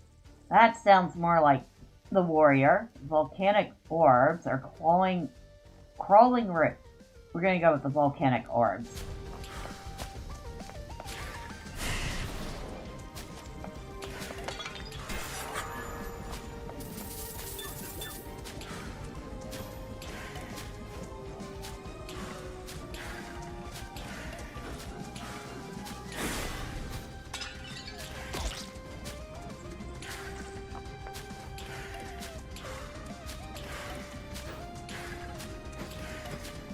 I have to admit, level ups don't seem to happen as fast in this game.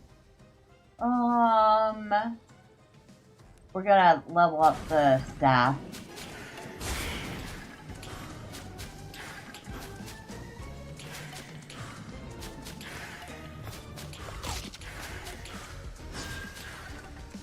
Wave 2.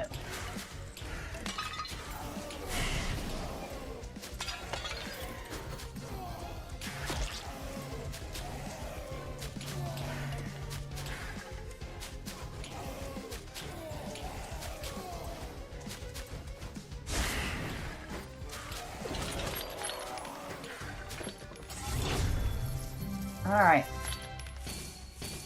And that chest gave us 103 gold and 2 level ups for the volcanic orbs. Leather bracers, a 10% attack fire rate. Magic. Oh, no, we gotta level up the magic staff again.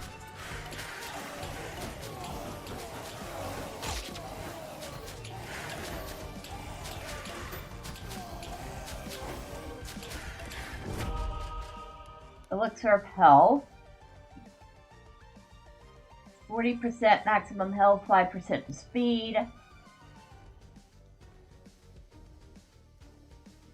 Yeah, we'll go with the elixir of health.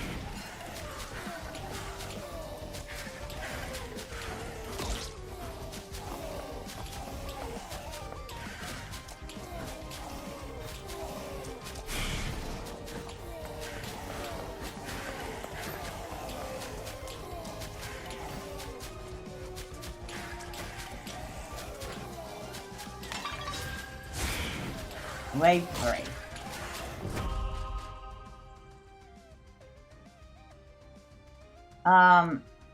Obviously level up the volcanic orbs again.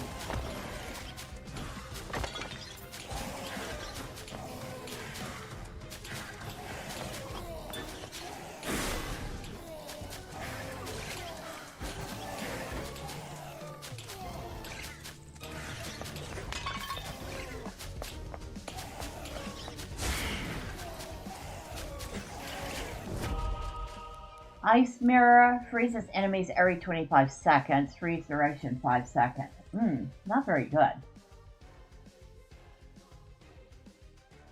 Crimson Flask. Every 50 enemies defeated pushes all enemies within a distance of 12.5 meters.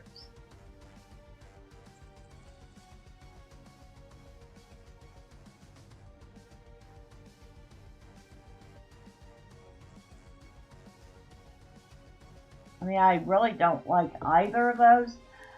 I'm going to go with the Shackles because it infuses...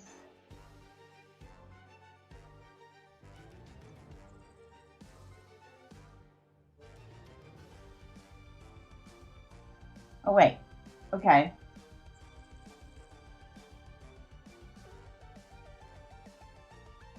Weapon evolution. Ice and... Okay. I just noticed that. I guess we are going with the Ice Mirror. Because it synergizes with the Magic Staff.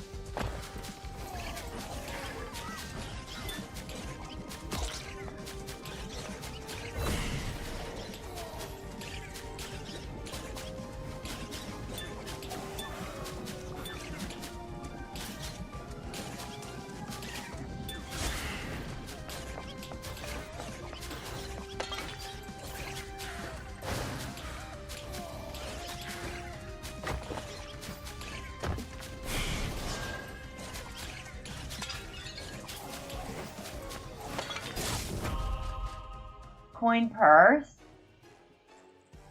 Meteor Blast, or Wolf Fang. Wolf Fang is one of the troll skills.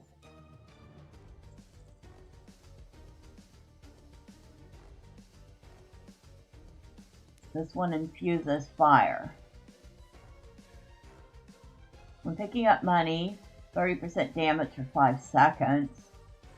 I mean, not my ideal, but it does work with the shield, or the... It synergizes. We'll try it.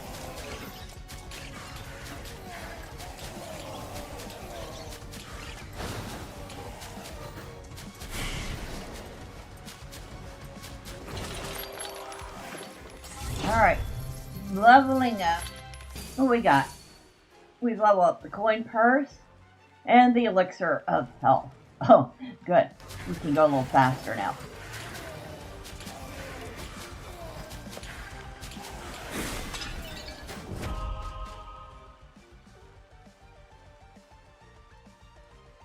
Ooh, I'm going with the Storm Javelin.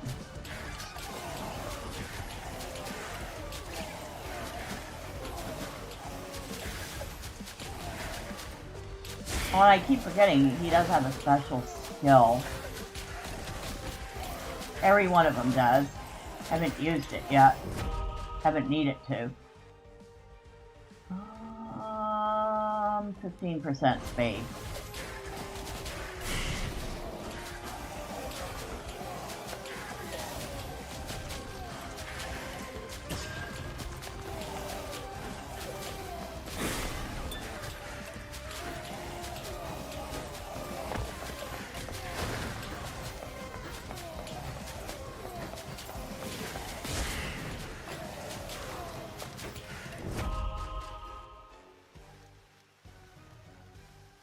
I know you notice Necromancer Gauntlets recommended.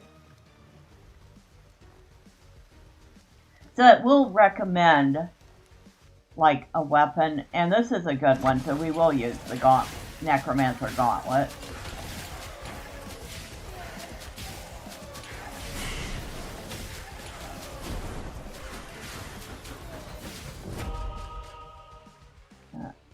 We'll upgrade the gauntlet.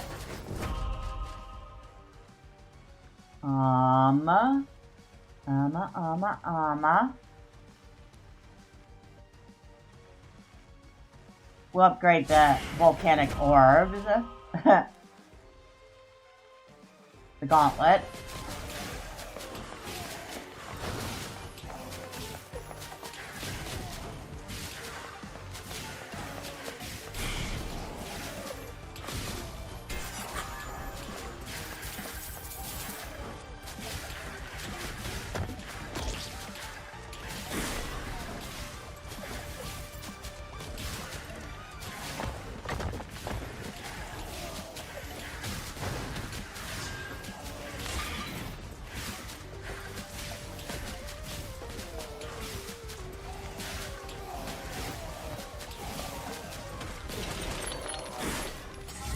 Alright. Nice bit of gold. Igneous orbs. Evolved volcanic orbs. Burning fireballs rotate in a large radius. So we've evolved that.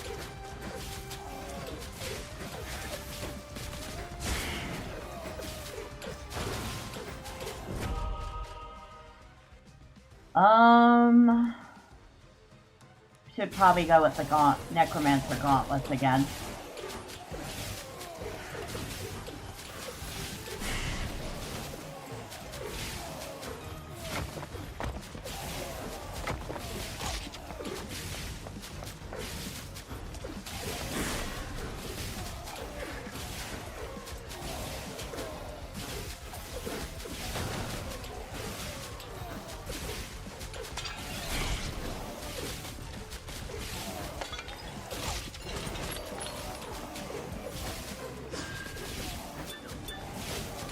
Oh, there's a chest the other way? Oh, we gotta go back then. Gotta go find the chest.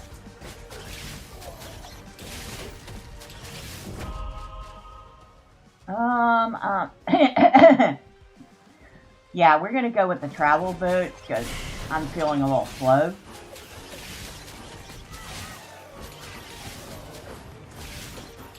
Wizards infamously are never very fast in these games.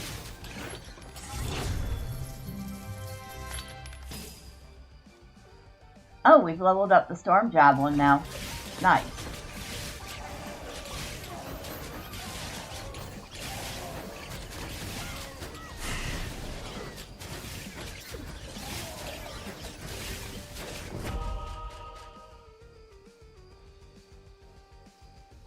Choices. We have them.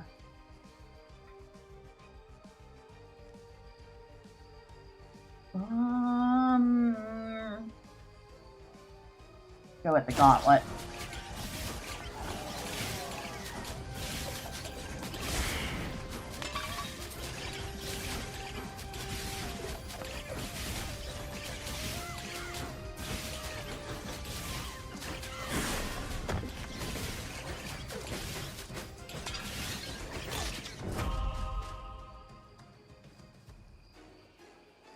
Alright, now we'll go with the magic staff.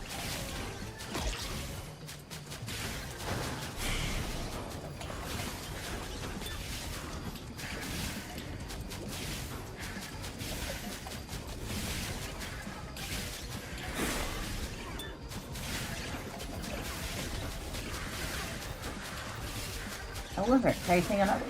Oh, excuse me. My throat seems to not like me right now, and I'm apparently not liking me right now. Wow, you took some damage there. Vampire Gauntlets. Short range attacks with health steal capability. So I guess choosing to upgrade the gauntlets was a good idea. We're going to go with the magic staff now.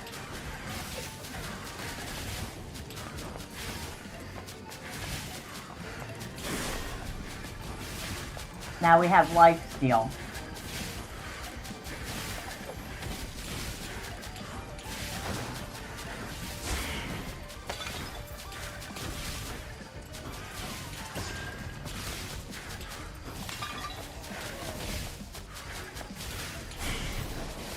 That doesn't mean we should run willy-nilly into everything, but still.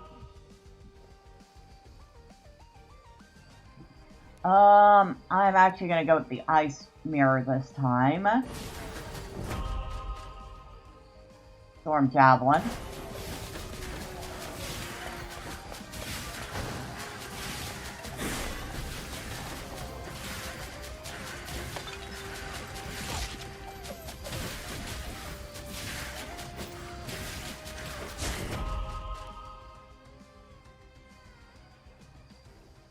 Elixir of Health.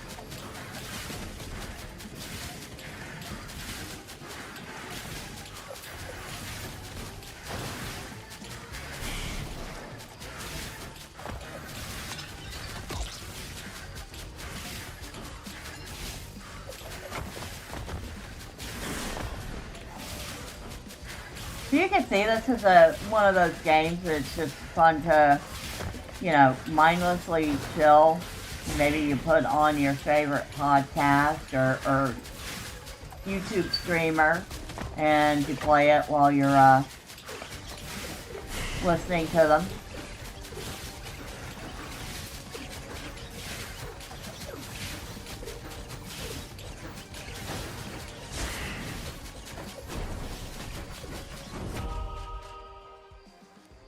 Storm Javelin, of course.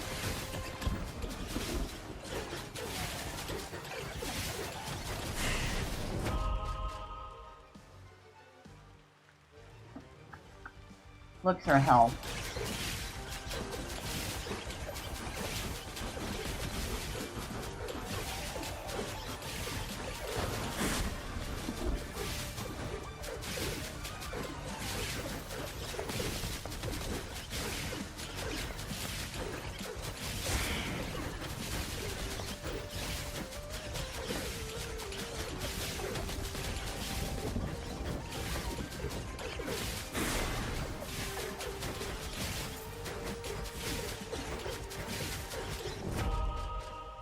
Up, Storm Javelin again.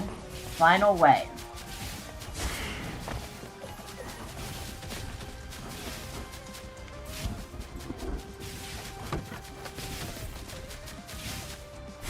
Where is he? Oh, there he is, the Gravedigger.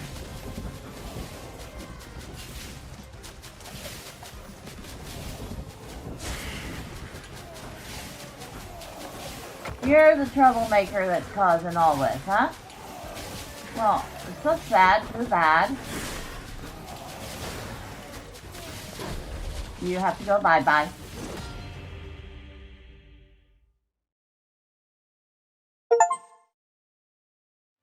And I have apparently upgraded the Thunderstorm Javelin for the first time. It even shows you your route during the run, which I thought was kind of neat. Shows you everywhere you went on the map.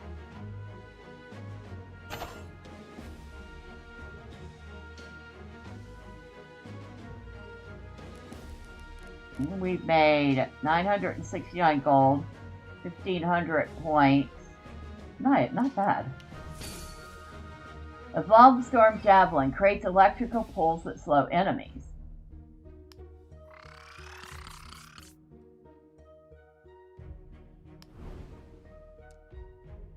So that's Ormia Run. It is fun enough. I'm gonna put this one on the get it if it's on sale. Because it is full price $7.99 and I guarantee I didn't pay full price for it. But if you see it on sale for at least 30% off, I'd say it's worth it. Something, like I said, something mindless to play while you're listening to something.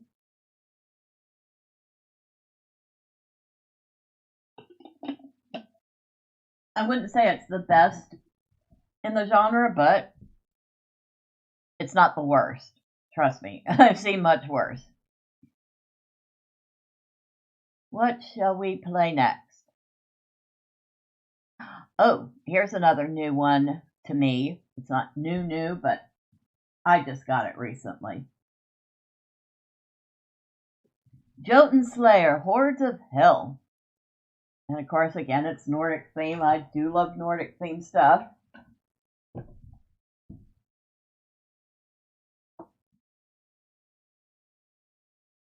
I've noticed a lot of these games come with photosensitivity warnings.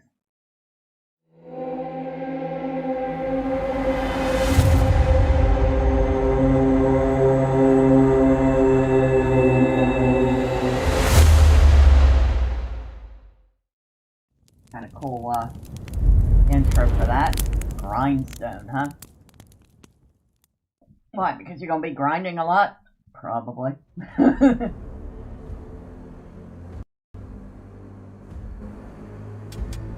and of course you have a skill shop. Each class gets their own set of skills. I've not played the Revenant yet. I just unlocked it.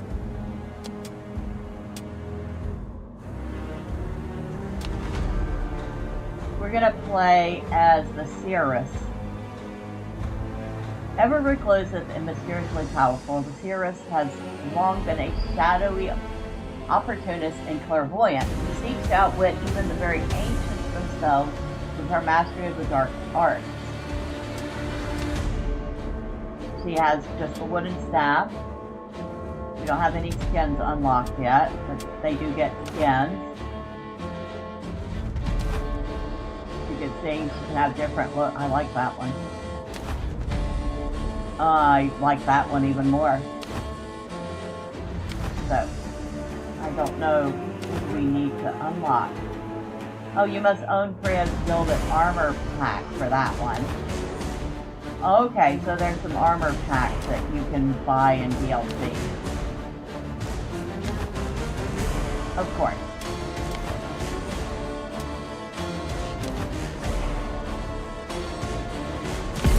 Alright.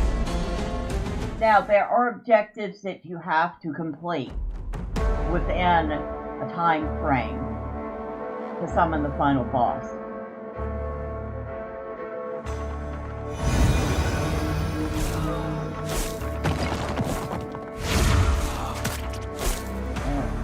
We'll get our first objective as soon as we hit our first level up.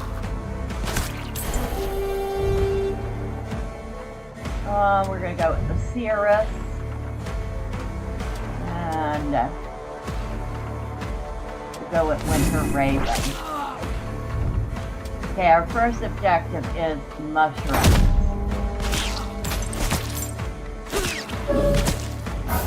So, yes, we literally have to go pick mushrooms. Thor or Freya? We're going to go with Thor. And we're going to go with the Lightning Nova.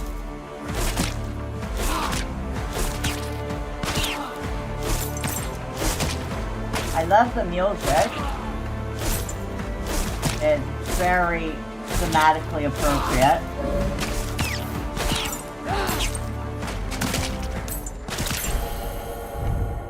I'll go with the Seeress again.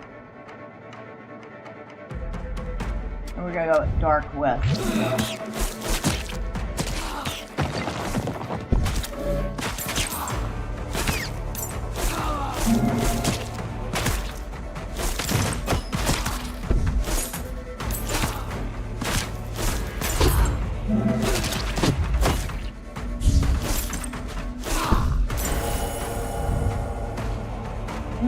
Seeress of Thor. Seeress. And go with Briar Thorns. Mind Blast. With Mind Blast, that sounds good.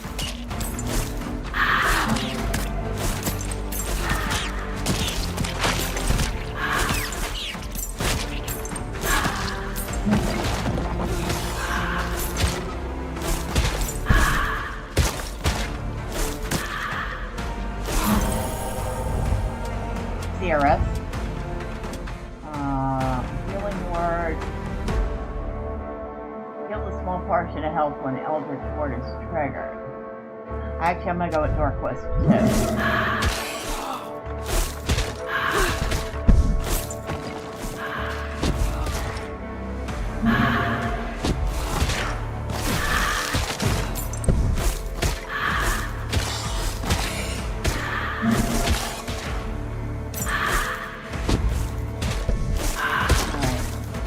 More mushrooms.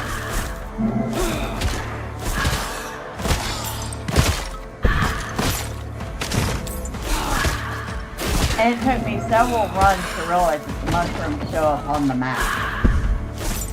So you just have to get through it.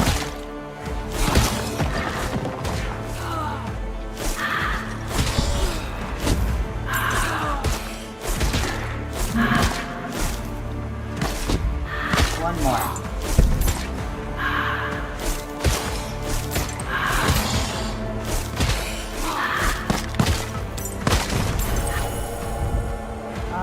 Seeress.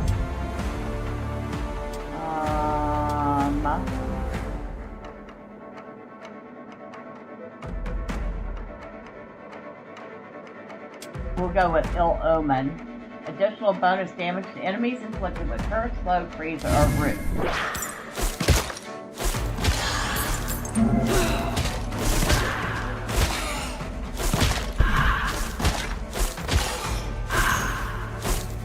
Alright, there's our final mushroom. So that objective is done. We have 3 more to go. And we should get the second one anytime.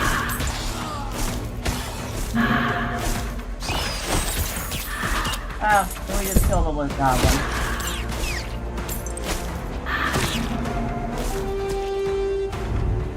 Graves of Chieftains.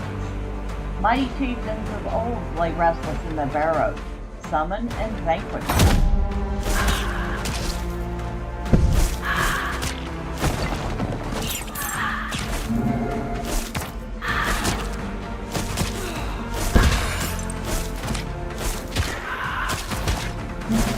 I will probably get a... I don't know for certain, but I'm hoping the music in this is stream friendly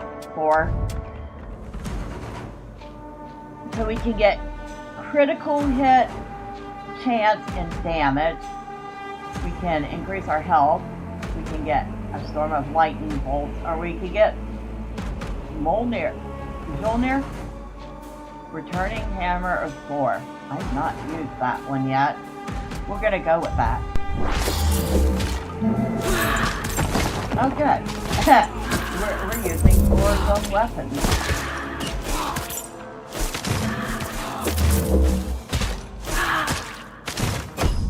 We got a chest over here.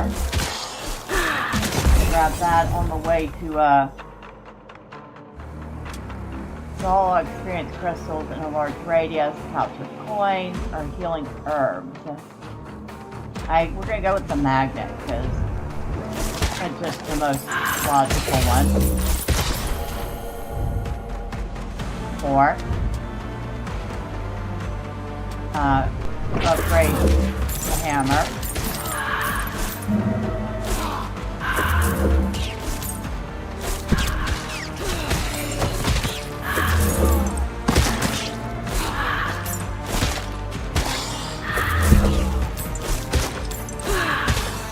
And we found one of the barrows.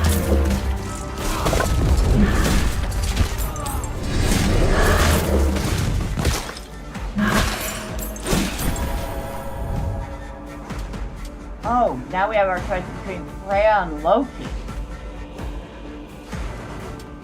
We're going with Freya.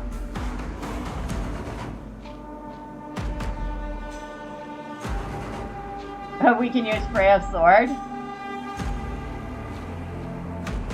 Or we can use Valkyrie Descent. Oh, we're going to go with that one, Valkyrie Descent. Okay. 1 down, 1 to go.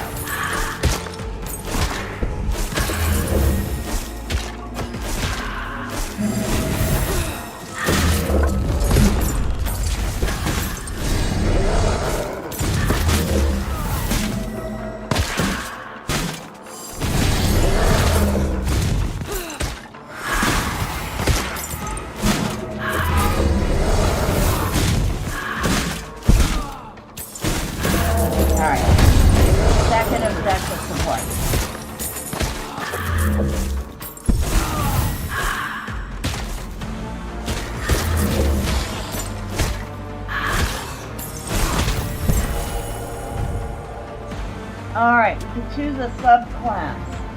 The Hag. Immeasurable and ruthless harm comes to those of you courageous enough to stand against her, which gives her a plus 25% damage and an Eldritch Ward effect of 20 damage a second and a 5-meter radius. The Soul Collector. The souls of the fallen float to defend their new mistress and assail all others. Collecting range 30%, XP crystal damage 8, chance 100%. Or Wit. Excels at afflicting her enemies with devastating status effects.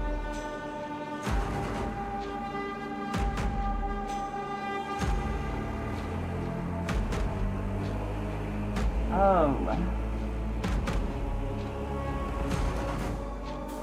Let's try. I haven't tried the Soul Collector yet. I'm gonna try that one.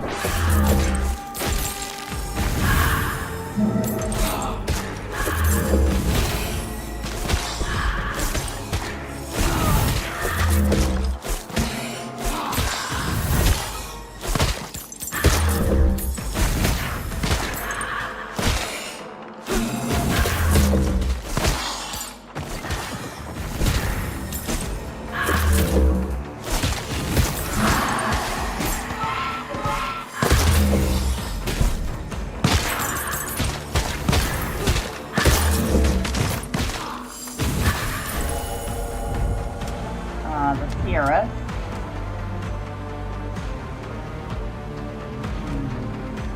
All those are all good. We're gonna have to go with Dark Wisp, though.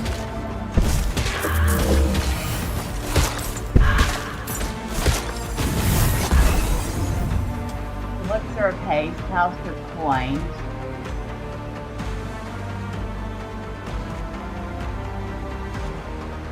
Now, Elixir of Haste will give us a speed boost, but it only lasts 70 seconds.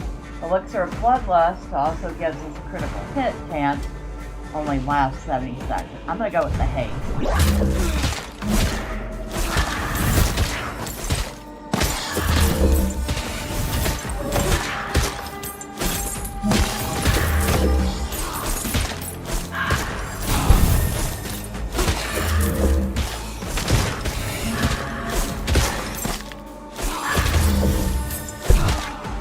Next objective will be in 30 seconds. In the meantime, we're just having fun killing stuff and leveling up.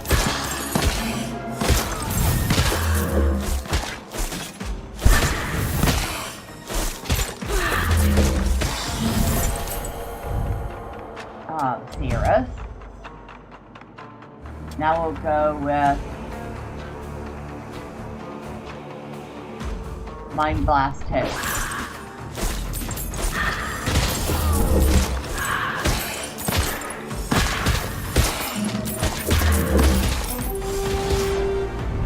Curse of Winter. Endure an overwhelmingly slowing cold.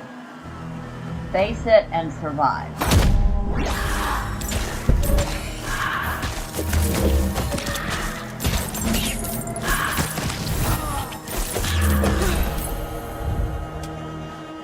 Freya.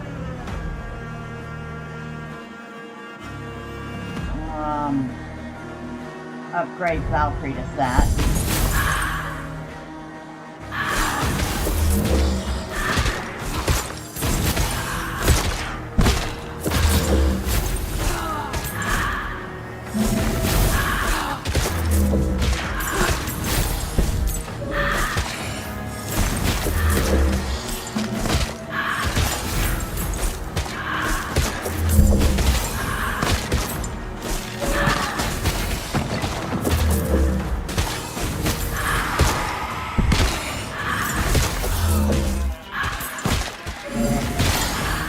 Alright. You have to survive this for 1 minute.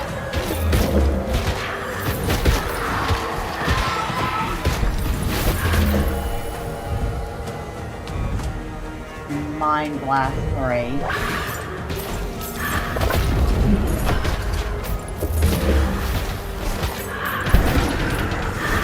And that's going to be fun because we have an actual boss.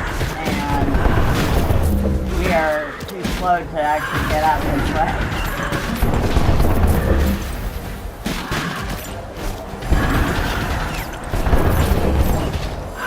But I think we got it. No problem. Charm of the Valkyrie. Attack speed 12%. Charm of Men. Damage 20%. And Nuda's Apple Juice. Restores health by mending their wounds. Regeneration heals 5% HP. Duration 10 seconds. We're fine on health. So it's either attack speed or damage.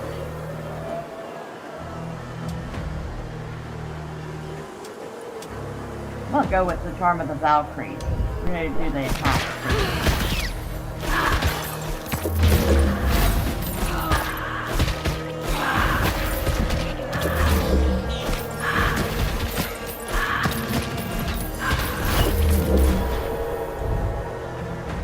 Okay, now we have our choice between Loki and Brock and Sindri.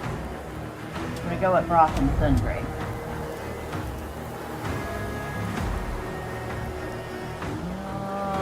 I'm going to go with Hagalaz because it gives us a tiny bit of life steal. Alright, summon the Jotun. Finish the ritual and call forth an indomitable Jotun.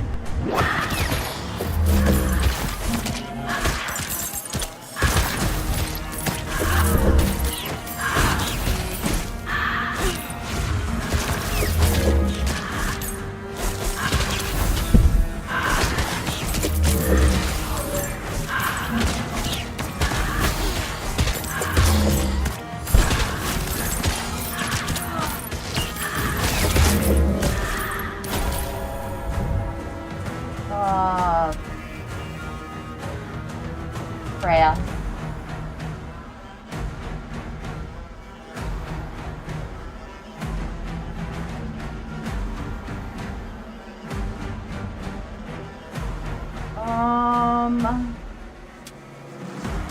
We'll go with the Golden Death.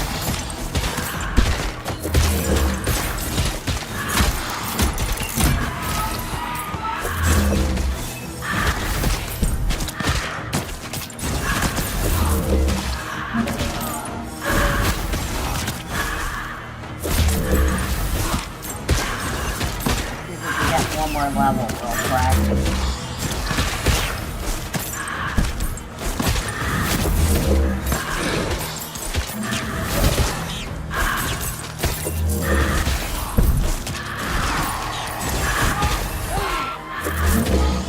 Ow, that hurt.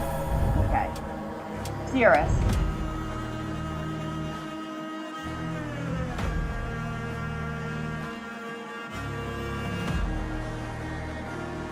Dark West.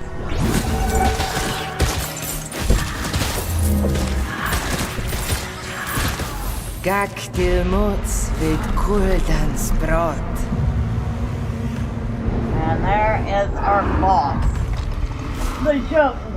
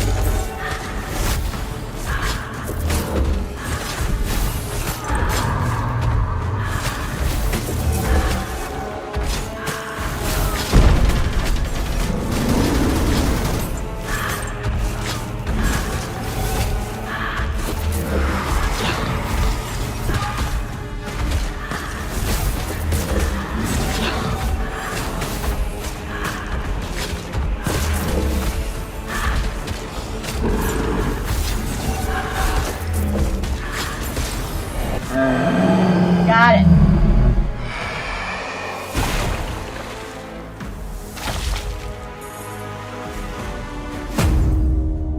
Yeah, leave a maybe I will leave a review later. Don't review beg.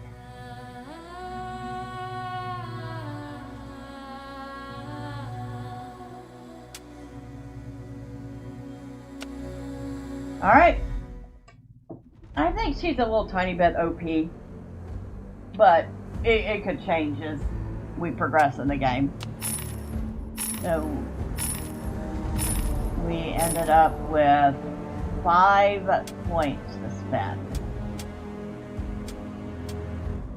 which apparently you can spend on any class. So you could farm on one character and spend it on another, or you can spend it on the character you farmed on.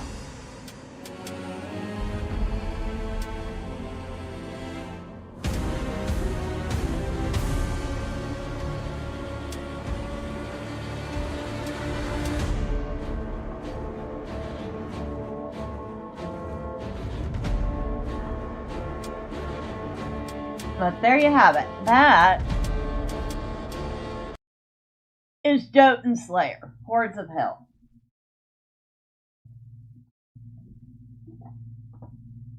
I think it needs a tiny bit of balancing. The character is way slow.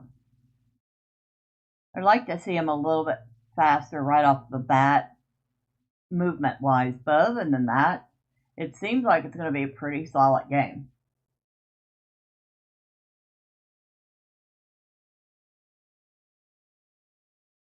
We got a little bit of time left.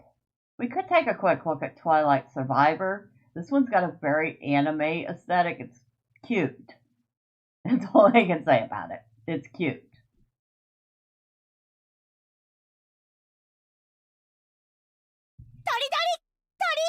Dari Dari. And a lot of these seem to come with photosensitivity warnings now.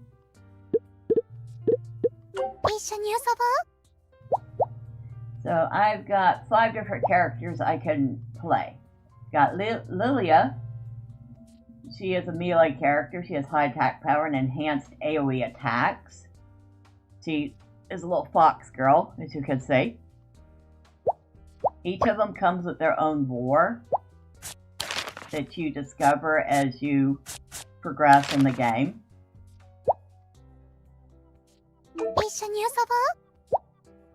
And you have Inukage, which is dog. Very cute dog.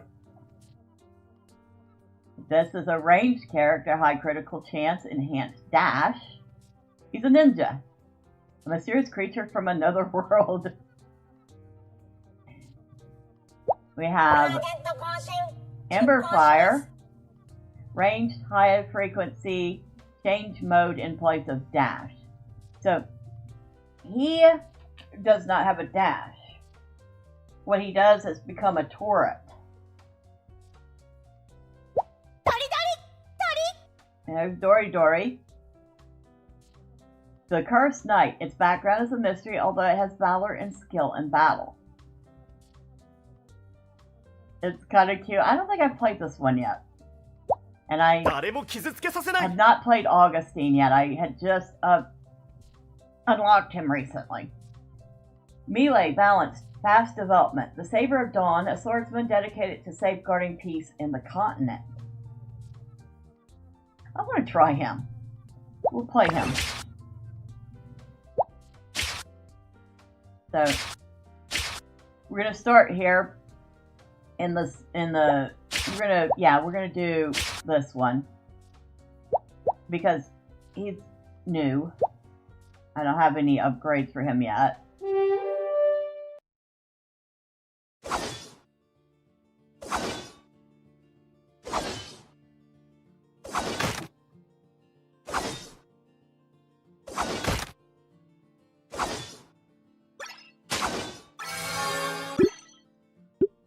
See, spatial ring.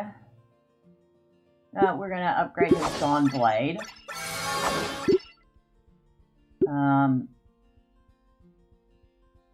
All area. Ooh, all damage. Or all area. All effect area. All damage. Really damage.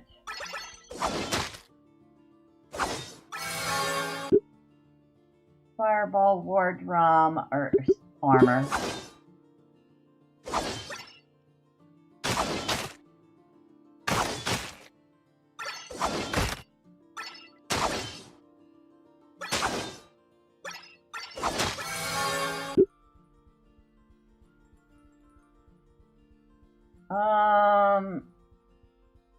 Armor again.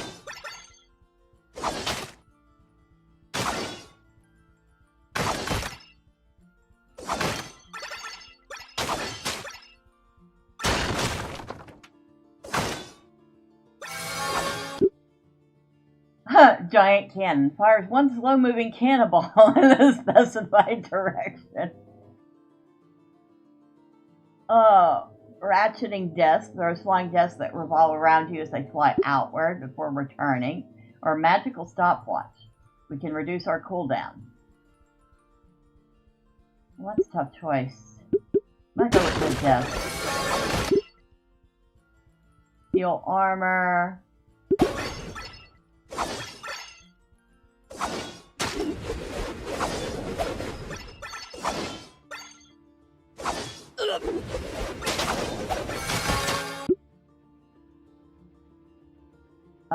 Regen multiplier, yes. Ooh. Oh. Boomerang dagger.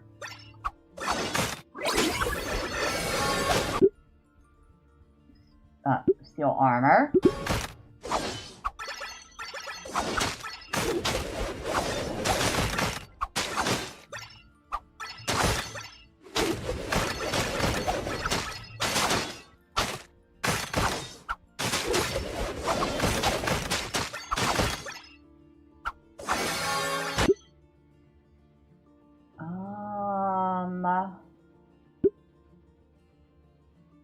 Upgrade the ratchet disc.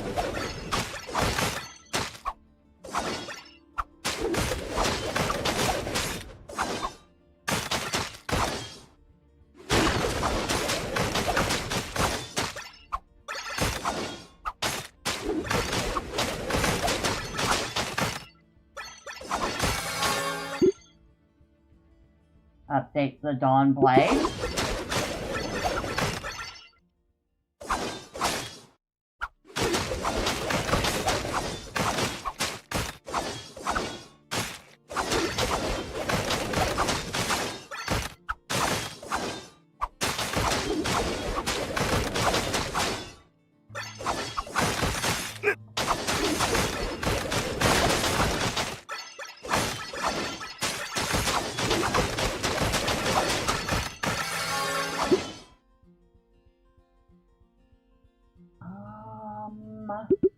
Now we're going to go with the cooldown.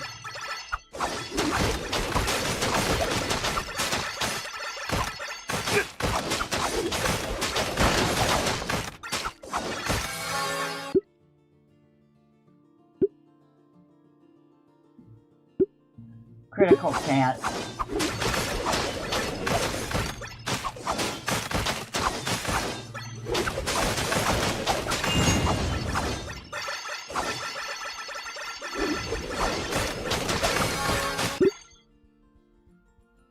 Dawn Blade.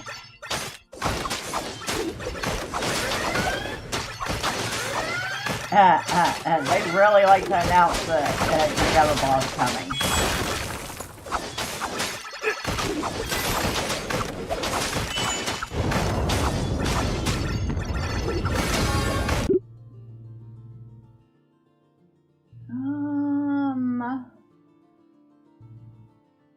We'll go with the shield.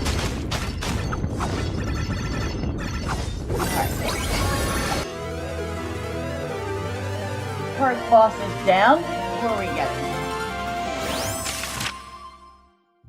Upgrade to the protective shield we just got. Okay. Alright, we'll go with Air Blast. We'll upgrade the Power Stone for damage.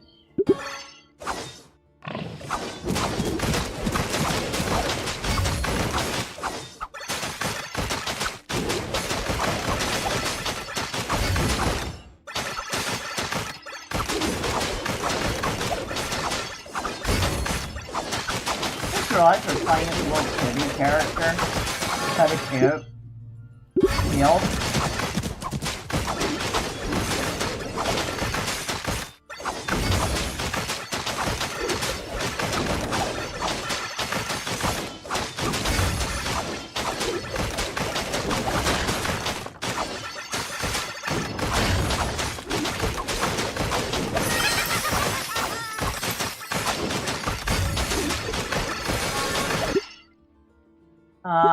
The Dawn Blade. Oh look, it's a loot goblin. Literally a loot goblin.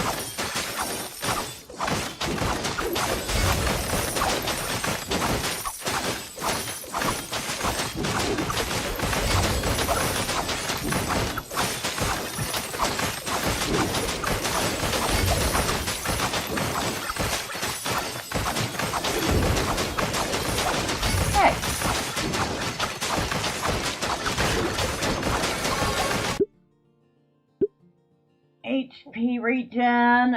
I mean, I should, but I'm gonna go with the boomerang dagger.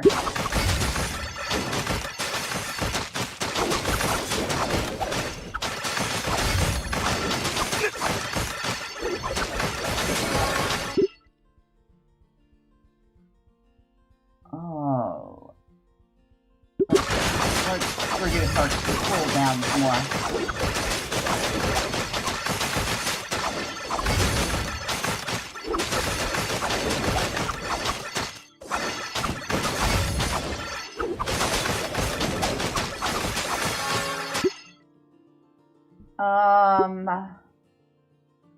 The dagger again.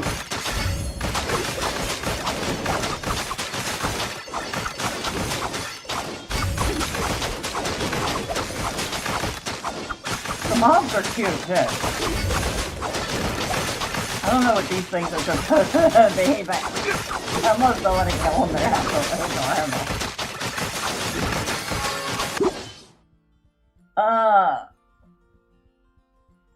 Boomerang dagger.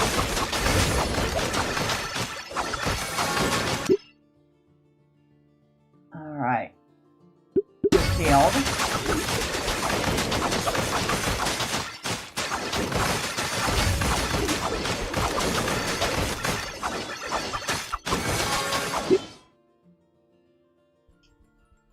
The shield.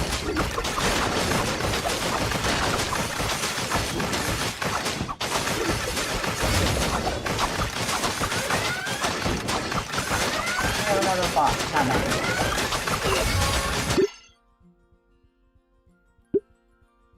Cool down.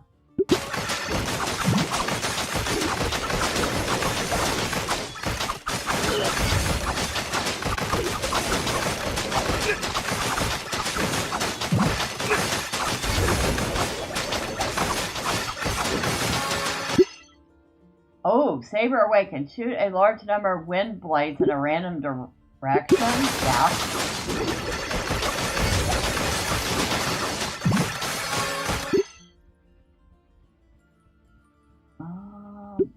Stopwatch. And a cooldown.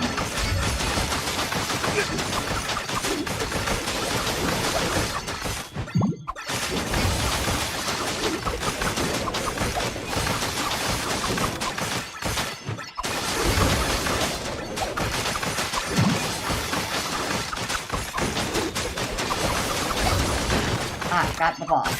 Alright.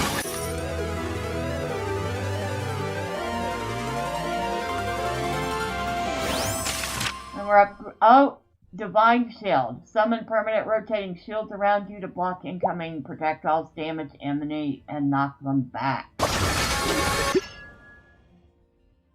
Okay. Dagger. Armor. Stopwatch. Ratchet death.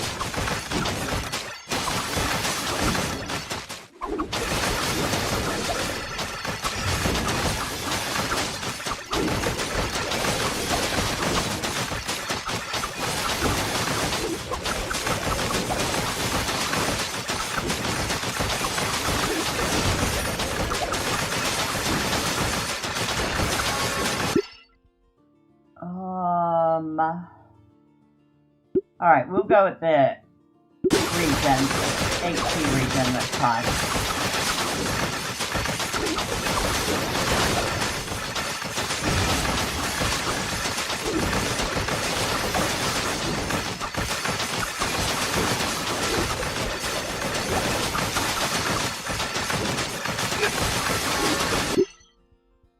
The death. And if you'll hear any mowing in the background, they're obviously mowing the grass. Unfortunately, I have no control over that, so sorry about that.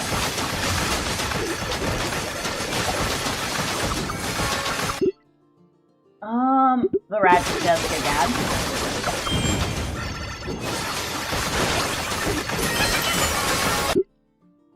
Okay. Air blast. Air blast.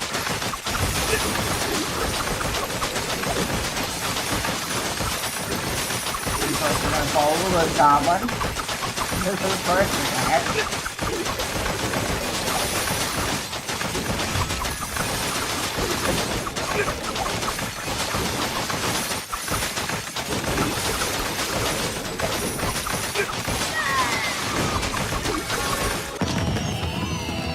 Oh! Light hook. We got a big boost from that one. Leveled up the air blast all the way. Got 2 more in lifeblood, another one in critical chance. Obviously, I'm going to say yes to all that.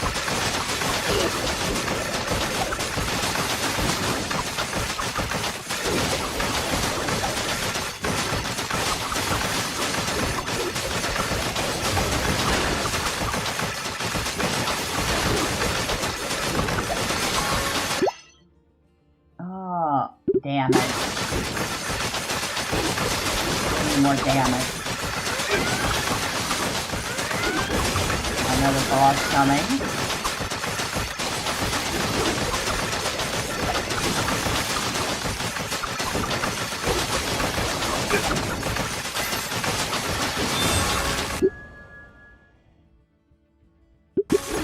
Alright, we max out the healing regen.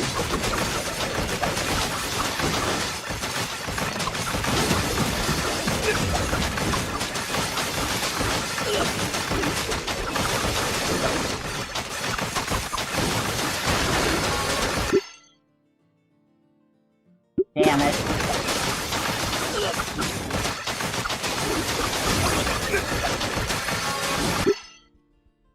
Damn it. Critical chance.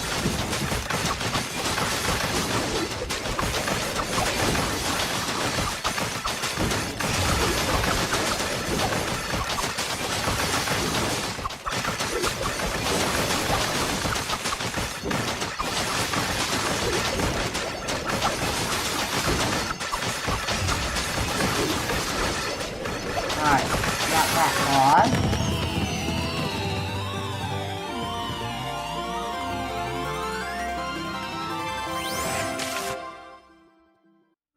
Okay, we've maxed out everything. I know that because the last spot was coins.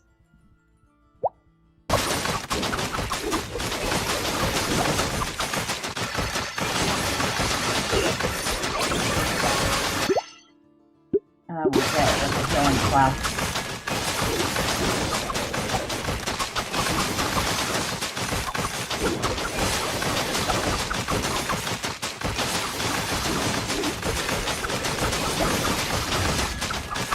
With everything maxed out, should be getting a final boss in a little bit. I can't remember if there's a smaller boss before the final boss.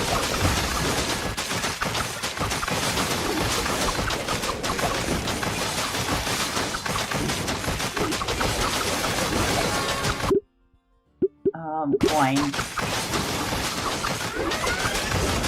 Okay, there's a smaller boss before the final boss.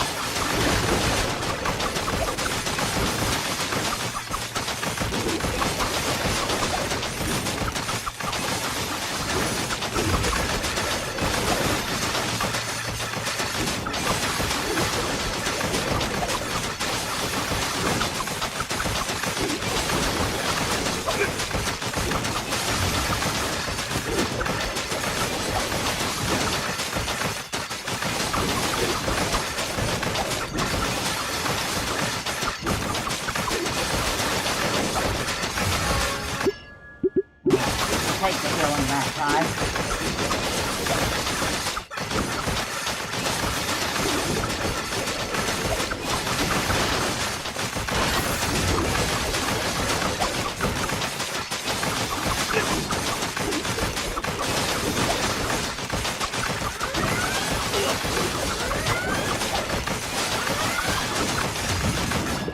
Nope.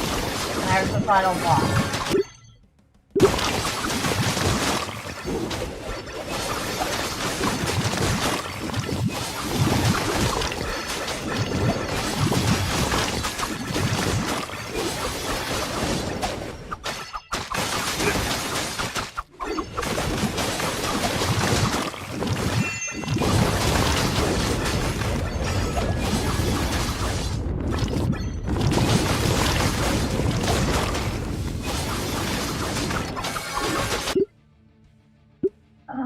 we don't need healing yet, so we'll take the coin.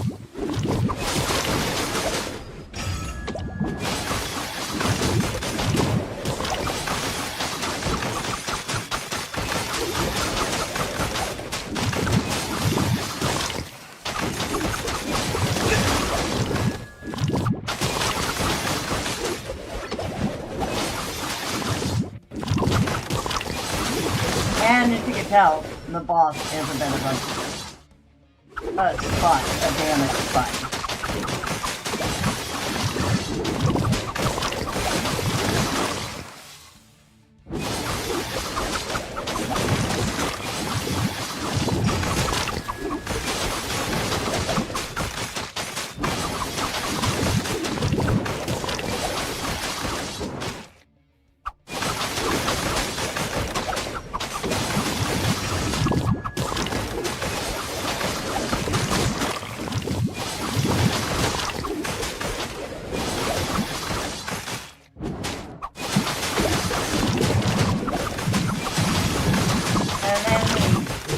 Segments himself off at the party.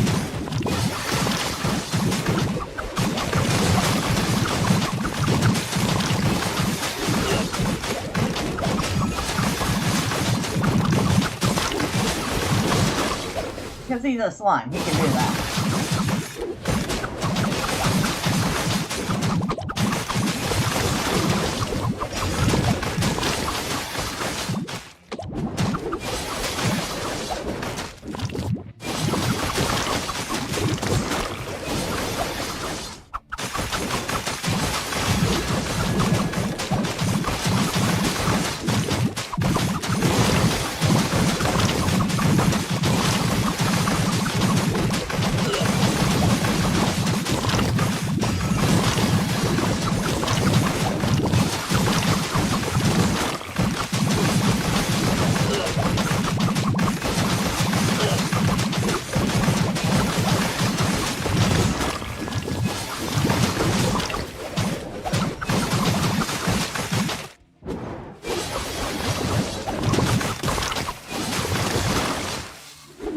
I don't think he can segment himself off any further. He's not as slow as he can get.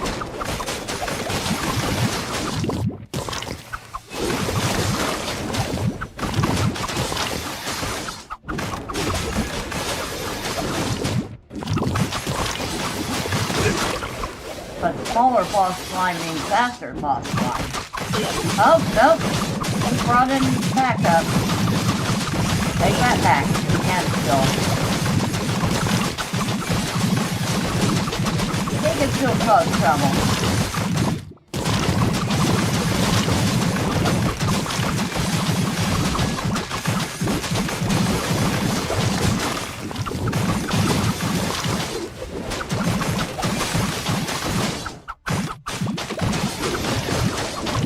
Pain in the butt, aren't you?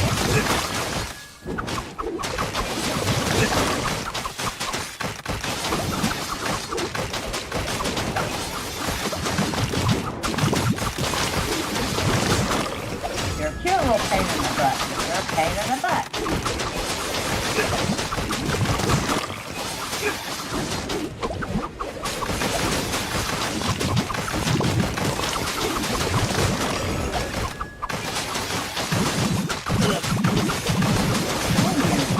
Absolute problem.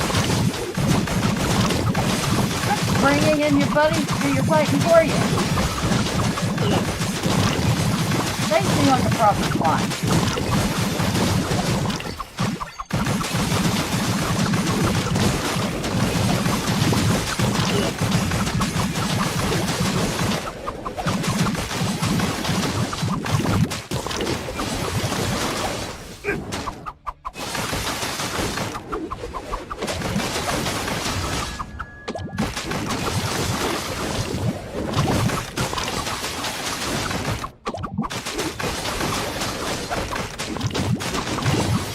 we go. We got him. See if we got any gold we can pick up on the way out. We have a few.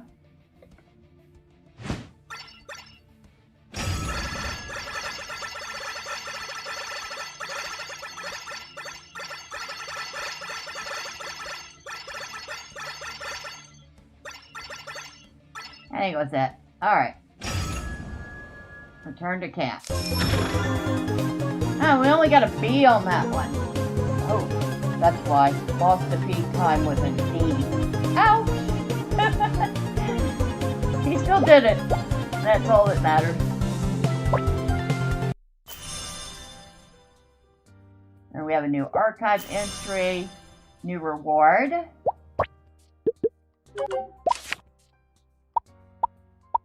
Weapon. Saber Awakened.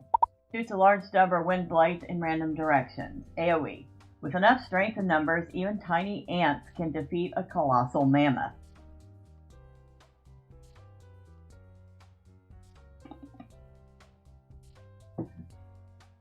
Alright. So. Oh. There.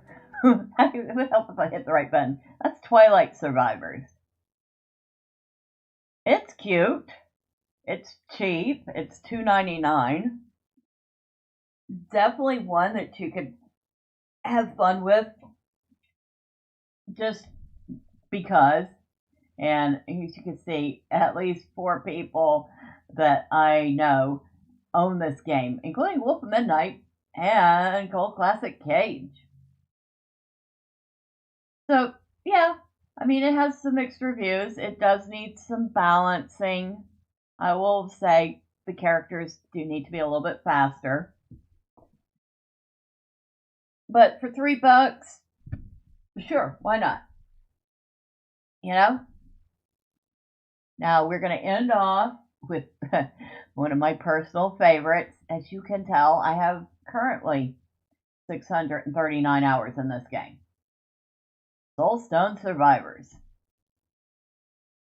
It is probably one of the pricier ones on the list. It is $15 usually.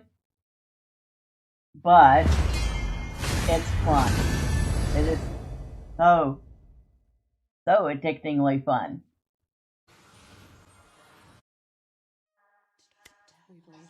So we'll take a look at my list of characters. I have yet to unlock 6 of them. But out of the ones I've unlocked so far, I've ascended 3 already, and my goal is to get all of them ascended. I'm currently working on the Spellblade. So that's the one we'll play. And we'll just hit up something. Sure, the Caves of Dalzog. That sounds good.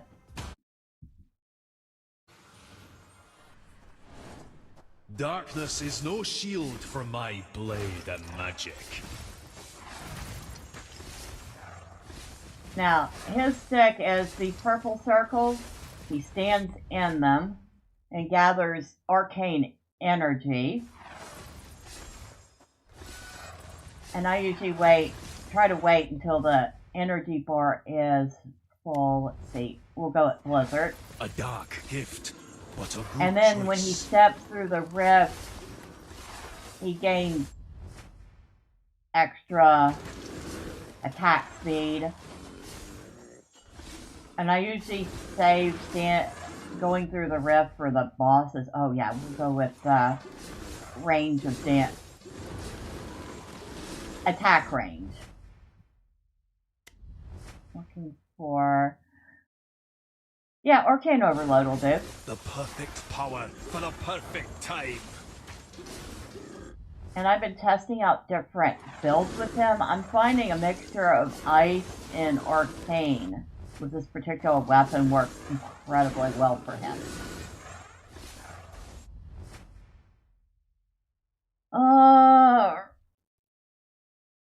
We could go with magic missiles.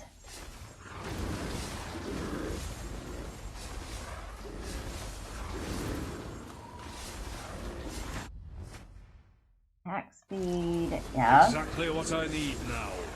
So you have passives that'll upgrade all weapons or specific weapon types. Like this one is going to do Arctic Assault, Blizzard, and Magic Missiles. You stand before judgment. Kneel or be broken. And they recently added the voiceovers for the characters. I'm looking for a specific skill. I'm hoping to find it. And I'm not. Well, I'll grab that one and I'll switch it if I need to. Alright, now. Oh, first boss is down.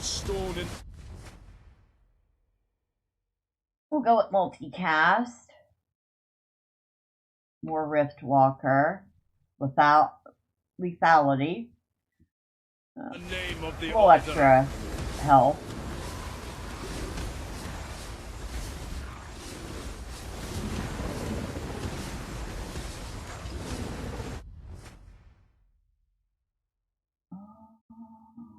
Damage increase. Skill chains are really good. So this one says when you cast the skill type Ice, you have a chance of casting another one of your current skills with type Thrust instantly. Amplified. If you get a few skill chains going, it's pretty awesome. More Rift Walker. Rift Walker increases the amount of... Okay, that's Swing and Arcane. You definitely want that one. Amount of energy you get while you're in the circles. Damage. Just more power. Multicast is excellent. So, skills that will be affected by this are Arcane Overload, Magic Missiles, and Arcane Death. I feel the power. Area of effect, yes. Hands.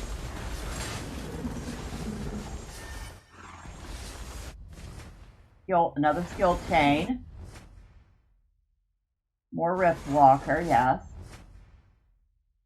Critical chance is always good. You can have some great critical damage, but if you don't have a chance of hitting a crit, it doesn't do you any good. East.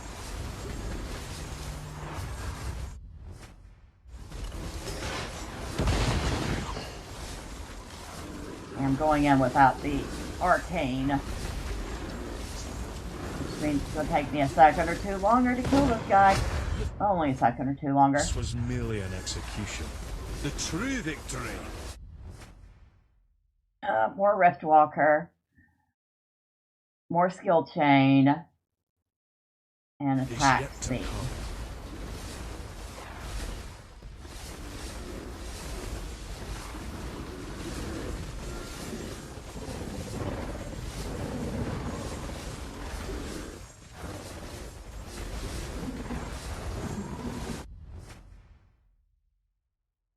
Okay, I'm going to go with magnetic this time, so I can pick up more orbs. They are also worth more experience when you do that. Area of effect. Particularly good for the Blizzard.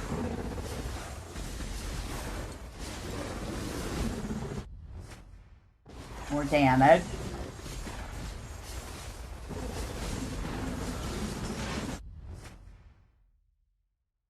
More damage. Power calls. More damage. My blade obeys. Oh man. Okay, I wanted the Rift Walker, but I gotta go with the multicast for Arcane Overload. Face me, demon. I will carve my path. Agility. We need to get a little faster here. Consider yourself. Damage. Alright, we're going to go with the little armor this time, because chance of blocking attacks is excellent. Exiled. I mean, especially when you're getting up close and personal with the enemies.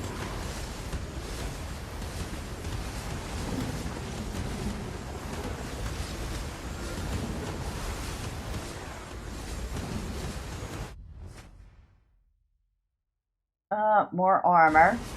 More power, more precision.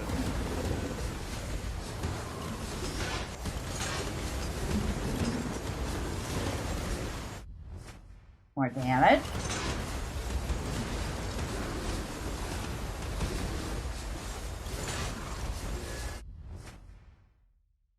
More multicast, yeah.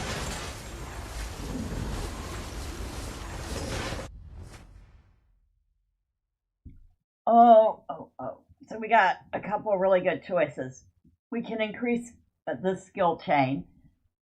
We can increase our cast frequency, or we can use hypothermia. We're going to go with the hypothermia. Sharper, stronger.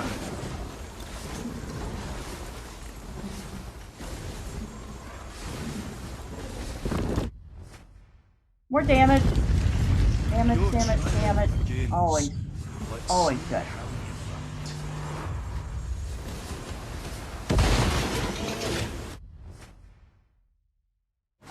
We'll go with powerful strike. War is upheld. The fight. Now that's the one I was looking for, arcane power.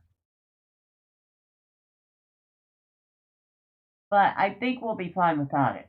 But usually I'll take it because it temporarily increases the multicast chance of both you and nearby allies. In this case, it's just you, but multicast is always good, especially when you're throwing skills around like that. Alright, arcane and thrust. Yeah, we'll go with that. An unstoppable I think with force the skill chains we'll be fine without. Oh, Arctic Assault, multicast chance 60%. Yeah, we'll take that. I think we'll be fine without the boost from the arcane power this time.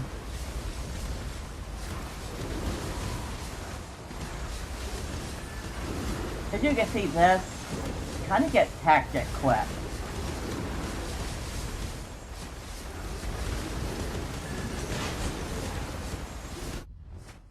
Oh, critical damage, yep.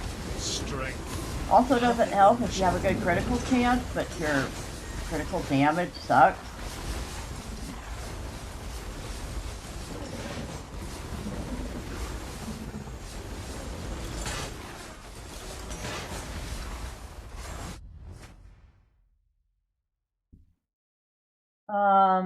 Yeah, more critical damage.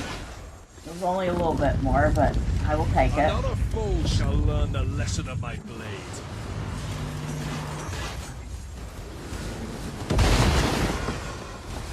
And final boss for this round.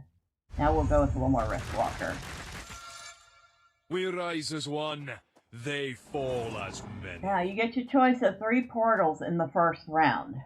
The blue one takes you back to the intro, basically ends your run. This one is like a bunch of little boss arenas, or you could just go into endless mode. We're going to go into endless mode.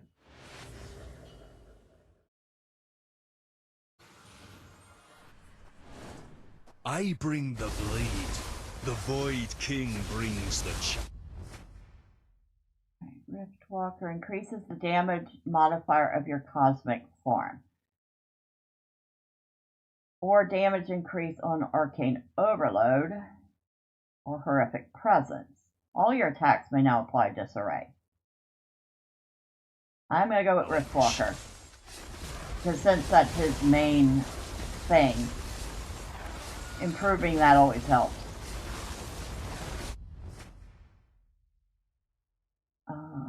Increase the amount of astral power gained. amplified. If you get that high enough, you can usually start up the rift and keep it going for most of a run, just by continuing to stand in circles. Alright, now we're going to go with all your attacks may apply disarray.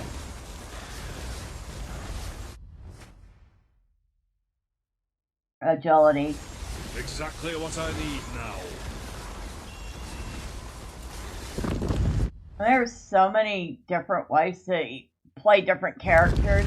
Now, some people say it all seems like all the same after a while. I don't know about that. I feel like each character is rather unique. Soul Stone. That one's down. Another Rift Walker. Rift Walker again. Damage for magic missiles, yes.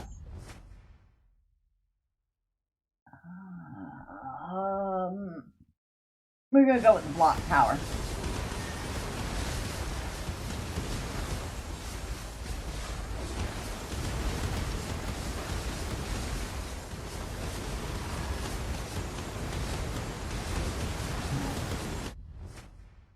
Damage. Treasure worth fighting for? Yes. Let's see if we can grab this treasure chest, which will have a bunch of experience in it. Attack speed, yes. 30% increased attack for that skill, yes. More attack speed for it. But I'm going to go... Actually, we're going with the attack speed, because that's actually another skill to getting an attack speed boost. I will carve my path through you. Alright. Skill chain, ice, and arcane, yes.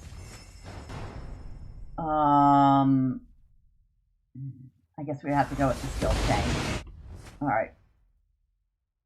Area of effect. Yes. Relentless cast frequency 20%. Yeah. Sharper, stronger. Damage. This was merely a...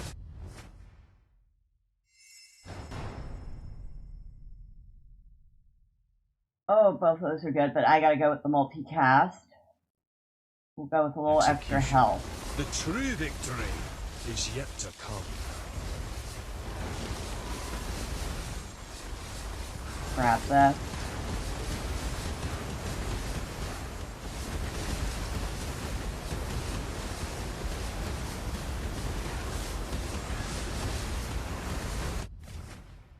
More attack speed, yes. The perfect power for the perfect time.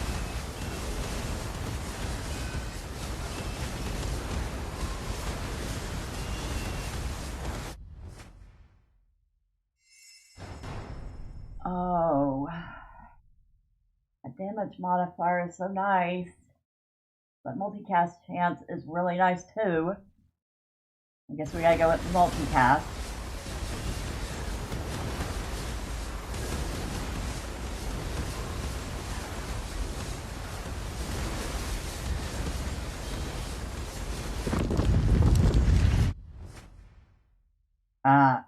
Okay, we'll take that damage modifier. You are worth my time, beast.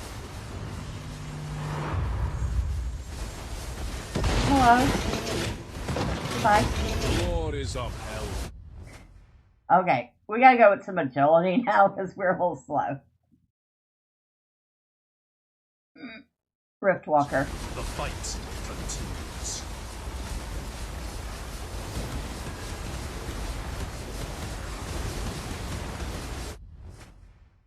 Damage modifier, yes.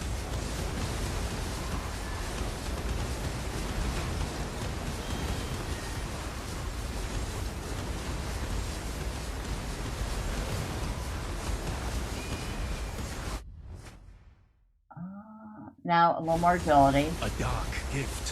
What a We've been neglecting our agility. Lots of arcane energy. Well, that filled us up nicely. Damage increase, yes. We haven't gotten a damage increase for that skill yet.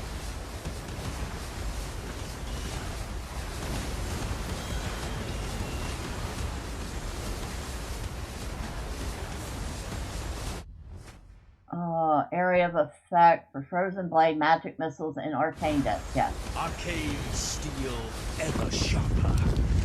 Another foe shall learn the lesson of my blade.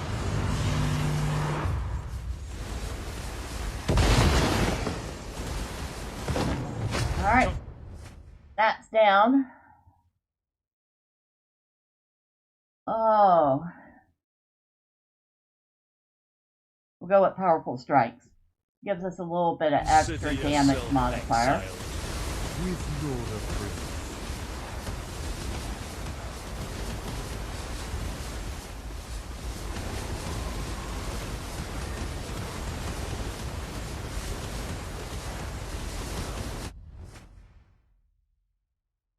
More skill chain, yes. Oh. We'll go with Riftwalker again. Power calls, and my blade obeys.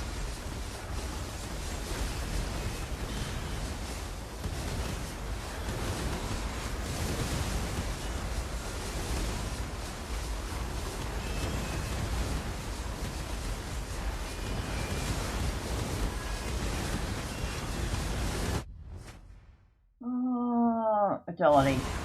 More power, more precision.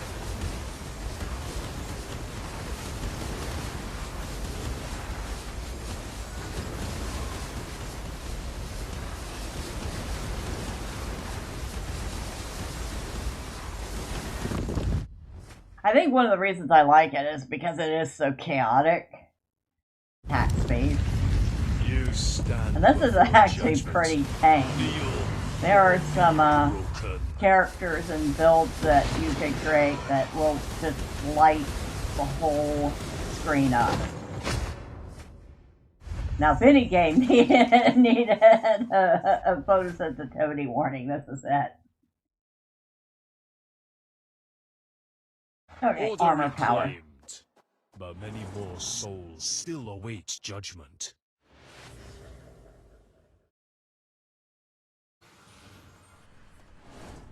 Even the frozen elements will bow to my order.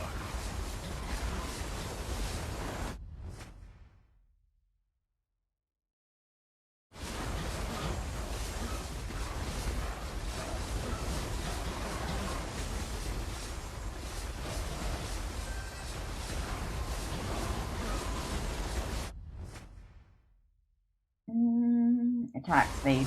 Every strike amplified.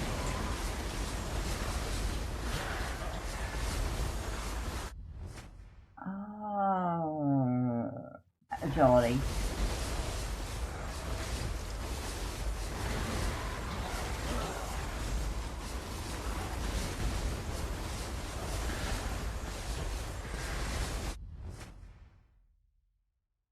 Oh, another skill chain. Swing and ice. Yes. More power, more precision.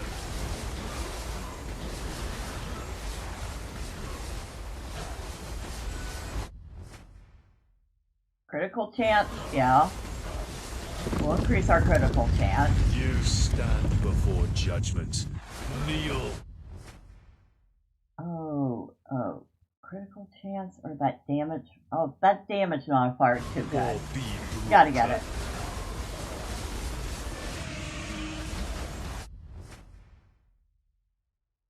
Oh, and that damage increase is good too.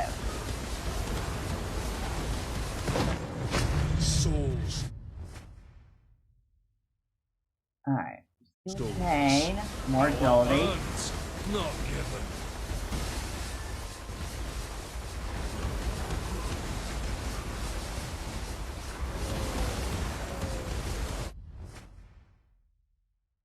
Area of effect.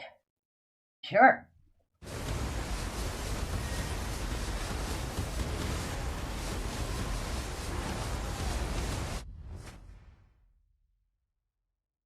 Oh yeah, we'll go with critical damage. Strength. Perfectly measured. Our critical damage is kind of low. Multicast, yes. Okay, what are we getting now? Nothing great. I'm gonna go with Touch of Ice, because now all our attacks can apply slow, which just kind of slows the mobs down a tiny bit. Magnet, which we've neglected. Damage. Sharper, stronger.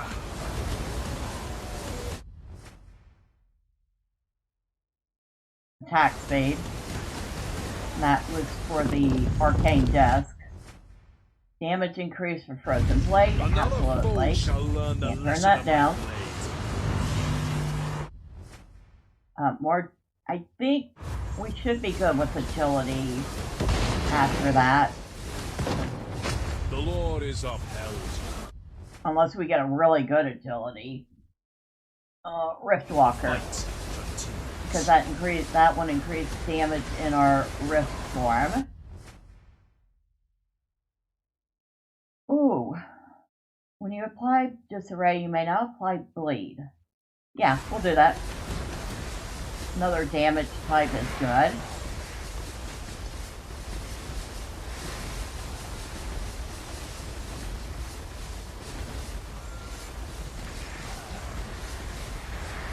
A treasure worth fighting for? Another treasure chest.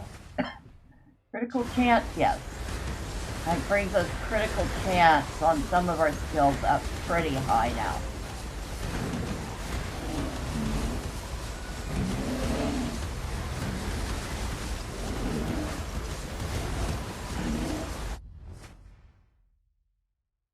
More damage, and that will affect Frozen Blade and Arcane Overload, yes. Prove you are worth my time, beast. Nice. More critical damage, yes. More block power, absolutely. Hey, he didn't even get to get off the first skill. He's gone. Bye. Okay, swing and thrust. Yes. More damage, yes. Is yet to come.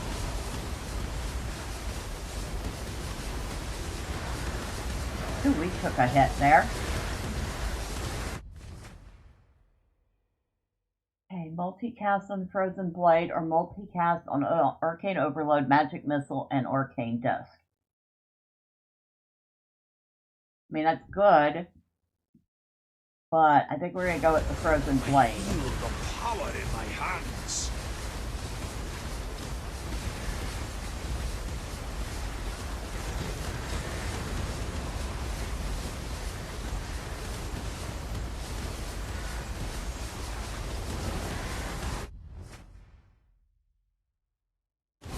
More power.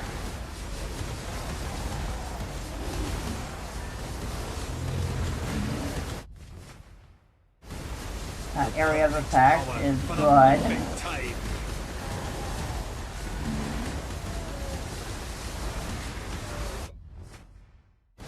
Okay, magnet.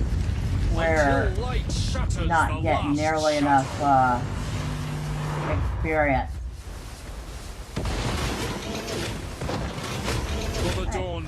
I went that one. Armor, yeah. We're gonna want to focus on armor a little bit, especially since we haven't gotten much in the way of health.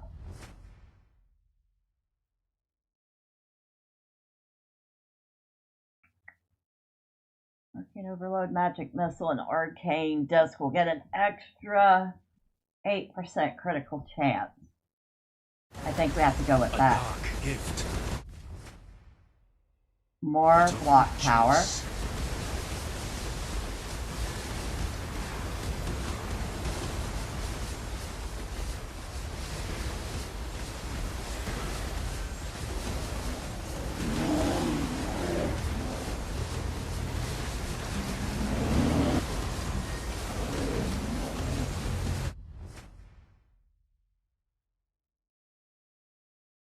Skill change. Power calls, and my blade obeys. Between the skill change and the multicast, we're throwing around skills like confetti at a ticker-tape parade. And this is still tame. Alright. So, we've done 3 rounds in under 16 minutes, so about 5 minutes a round. The sentence is final. We'll do 1 or 2 more. The sacred oath remains. See if we can get this guy a little crazier. Although his skills are getting pretty crazy as it is. Still soon to and it's still tame. Trust me. Try the engineer. He is a load of fun. By battle's rush. And here I am assuming you are going to buy the game, right? Maybe I'm the only one that thinks this is the cat's meow.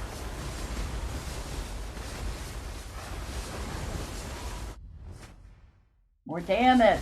Every strike amplified. One of these days, I will unlock all the characters and level them all up. That is the goal. Because when you do that, you get the secret character, well, not as much a secret character anymore, but the one character that you have to... Okay, let me rephrase that word before I can speak. In order to unlock the last character, you actually have to unlock every character and ascend them and get all their weapons. When you do that, you will get the final character, which is the blacksmith.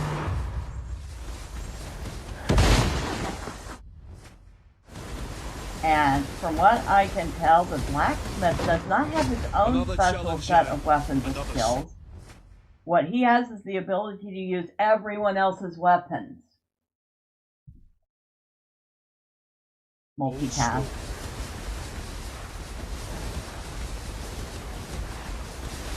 So I'm really wanting to try him out.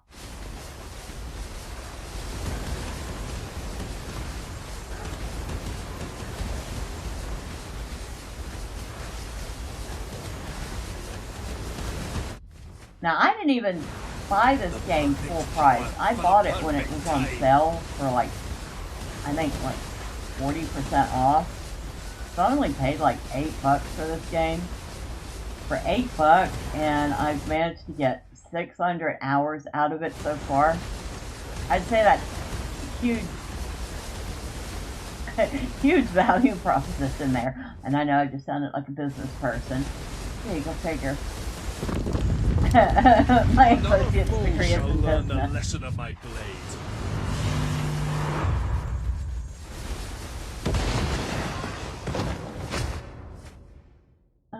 Armor. Consider yourself exiled. More multi-path.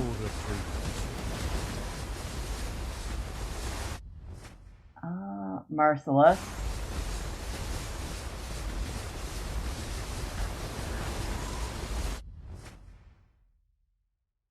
Attack speed.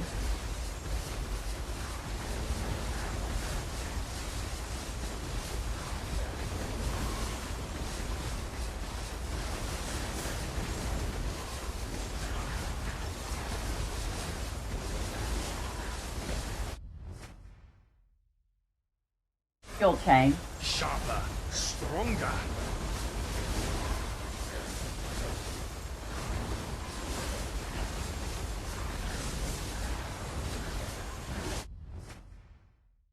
Attack speed.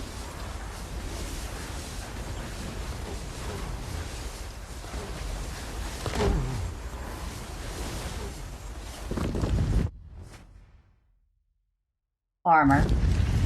Step forward, demons. Face your hunter. Hello. Bye. Soul stones.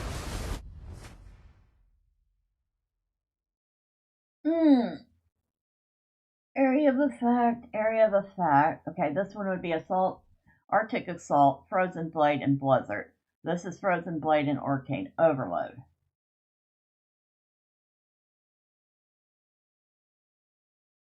Or Multicast, which is Frozen Blade, Magic Missile, and Arcane Disc. You gotta go with the multicast. Our earned, not given. Lethality. So we'll get up to a 32% base critical chance, plus critical chances for whatever individual weapons. Attack speed, yes.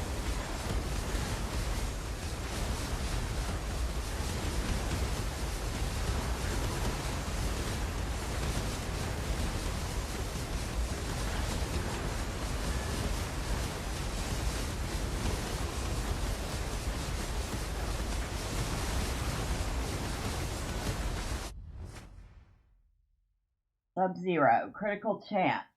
Arcane Overload, Magic Missile, and Arcane Disc, yes. I feel the power in my hands.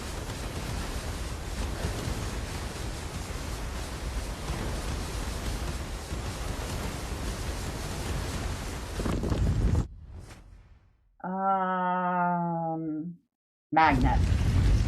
Our magnet is pretty low,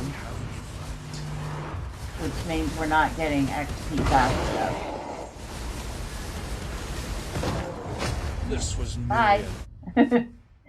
Damage modifier for Arctic Assault, Blizzard, Magic Missile, and Arcane Disc. Yeah. Execution. The true victory is yet to come.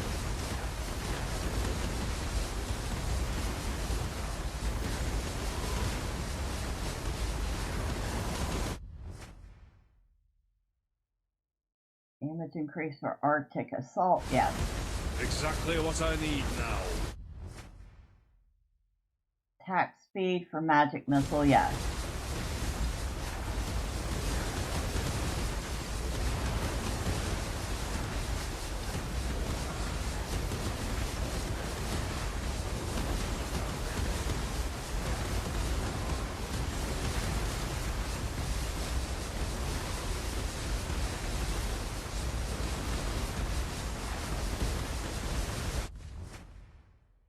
Okay, critical chance, critical damage, and we gotta go with the armor this time.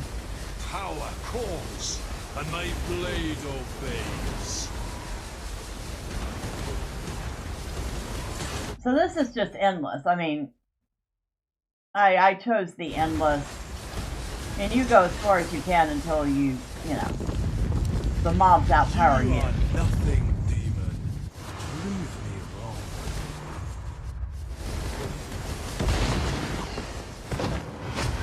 Alright. Pretty good. Okay, we're gonna go with the overall more damage, and we'll do one more. Reclaimed. Then we'll end it. Soul still.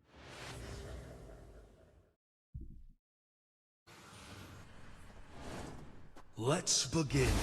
The purpose is clear and my steel is steady.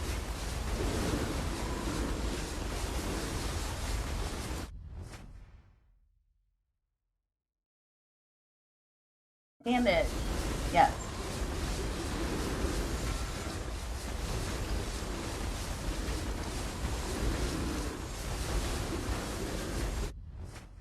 Oh, that's a good one. All damage received is reduced by a flat amount. It only starts out at 2, but be surprised. That can save you in a bad situation. More block power.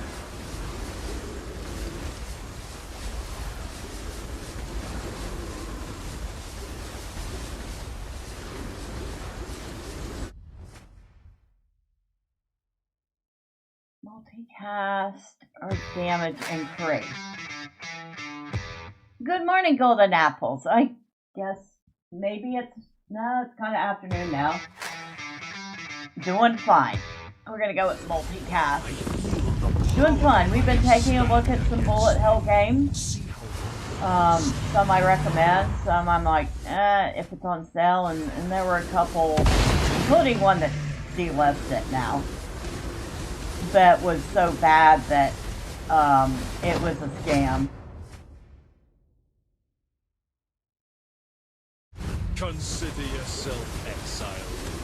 With your but we're ending with like my favorite guilty pleasure, which is Soulstone Survivors, and I do recommend getting this game. Of course, I might have like over 600 hours in it, so there is that.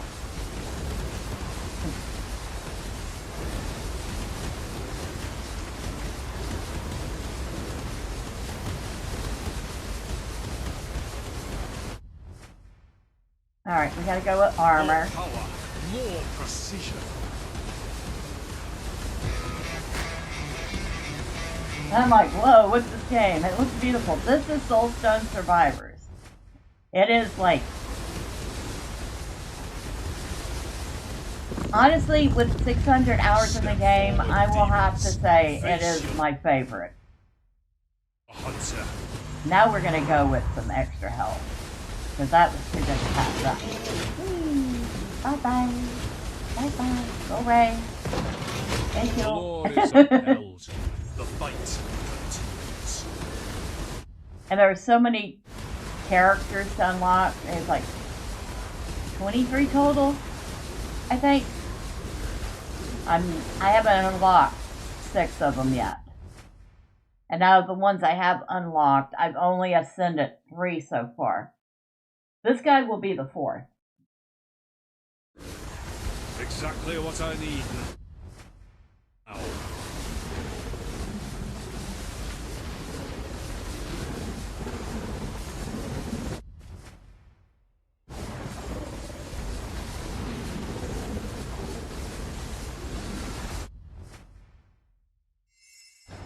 Ooh, that damage increase. Blizzard, oh wow, it's gonna increase 4 of them? Yeah, we have to get that. We have to get that one. Unstoppable force burns deep.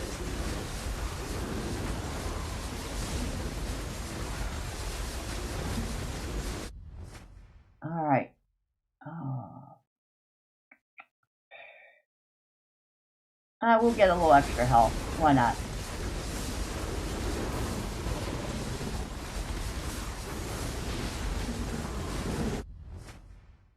Critical chance? Yeah, we'll go with the critical chance. And my blade obeys.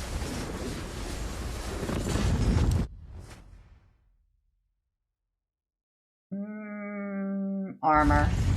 You stand before judgment. Not the best choices that time, but we'll go with armor. There we go.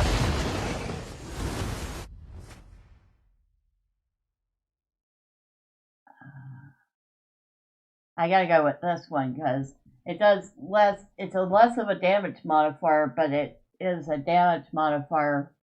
Oh, wait. Okay, Arctic Assault, Frozen Blade, and Blizzard. Arctic Assault. Oh, wait, no. This one is the better one. Same skills, but much better damage modifier. The perfect power for the perfect time. Another challenge. You're down. Hypothermia.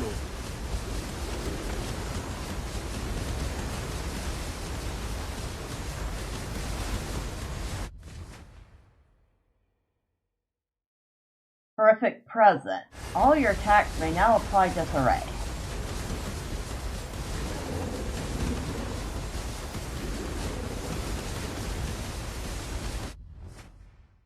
We'll go with the magnetic. We might pick up an extra level before the end of this round using it. Powerful strike, more damage, more power, as Tim the Tool Man would say. More power. Man, that was a fun show.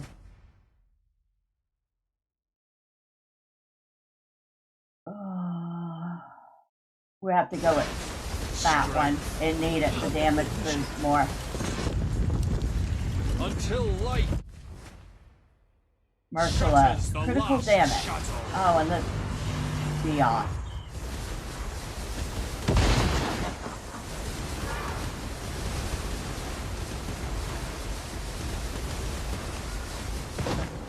There she goes. Power earned. Not given. More critical damage. Another one for Rift Walker. We can get our Rift back up in time for the final boss.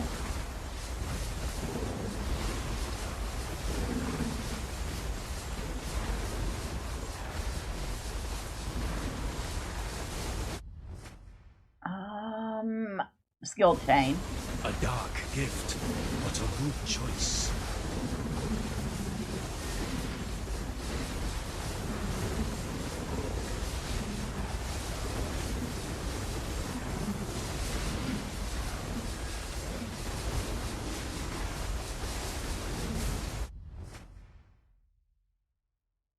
Horrific Present. That's the one that adds the disarray.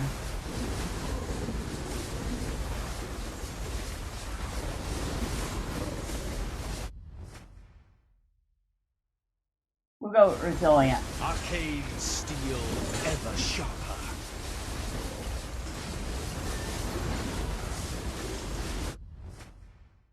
More damage. And I hear the final boss, so we're going to hit that rift. Clear out the riffraff. Get some extra health. And goodbye. The Void King must be destroyed. The battle continues.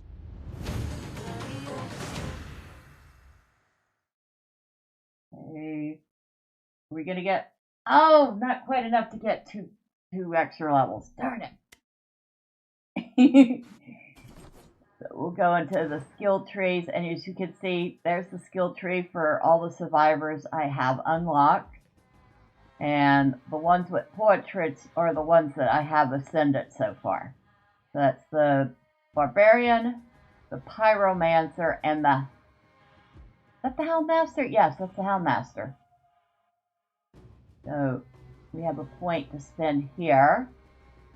And we don't have many things left to buy. We'll go with increased damage modifier of your cosmic form by 6%.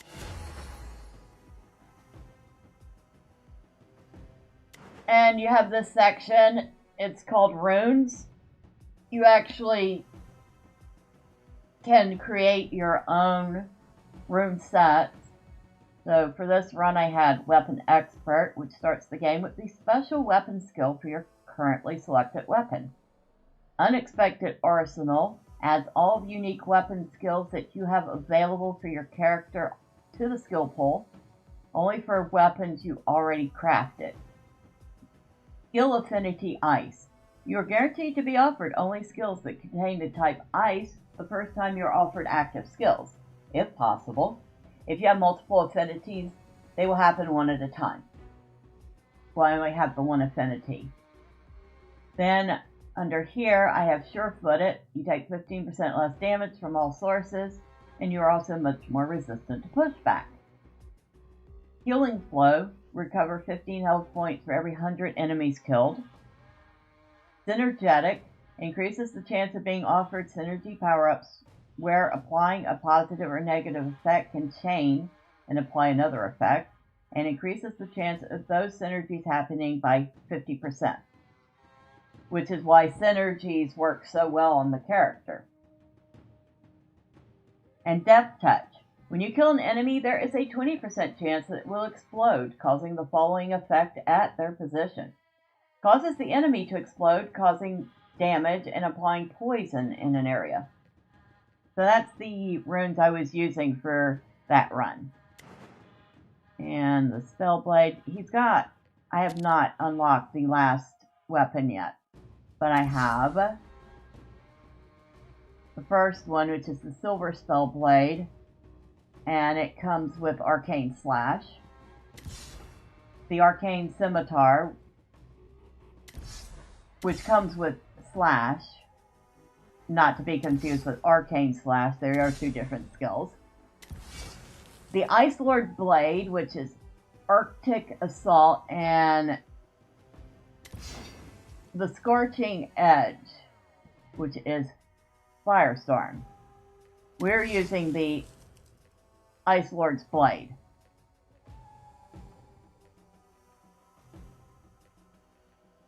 And then you come in here, and... You got any void fragments for me?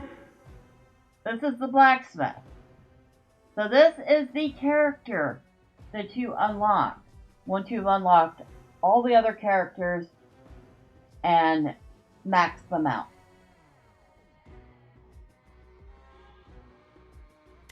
As you can see, we need 2 amethysts to unlock the Rune-Forged Greatsword.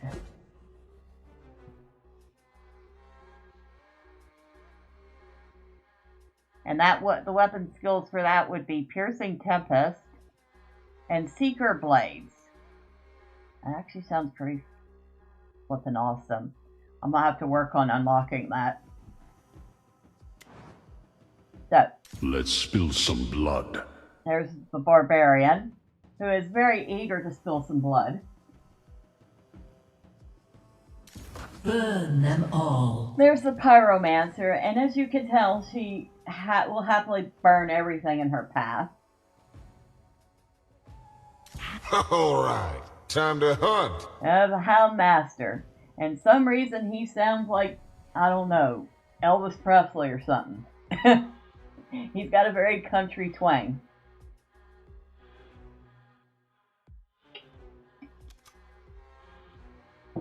And of course, we've met the Spellblade. Ready the blade. Then we have Fear not. the Arcane The Weaver. arcane is here. She's a fun one to play too. And they're all fun to play. What am I saying? I like them all.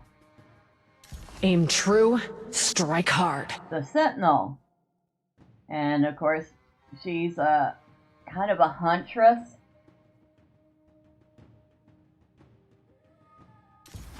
Blessed be the hunt. The Paladin. Can you tell? Embrace the unknown. The Chaos Walker. She is also a lot of fun to fight with. Time to hunt. The Beastmaster. I like him. Now if you want to play a pet build, the Beastmaster is one to use. Death is my art. The Assassin. And he's interesting. He's an interesting one. Balance requires action. The Elementalist. As the name suggests, she specializes in elemental skills. Victory or death. The Legionnaire. And yes, he does summon legions to help him out. Death answers. The Necromancer. This would be your other pet build. And of course, her pets are usually pretty gruesome. Through the great void, we must endure. The Death Knight. I love the Death Knight. I will admit. Okay, if there's a favorite, it's probably the Death Knight. His stick is, he does not have a dodge, No mercy. but he's immune to stuns.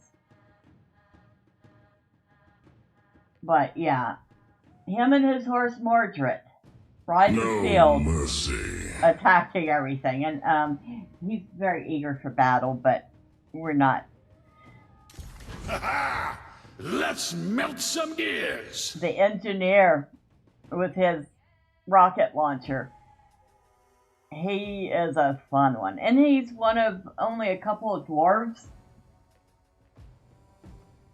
And the final one that I have unlocked, and another favorite, I won't lie.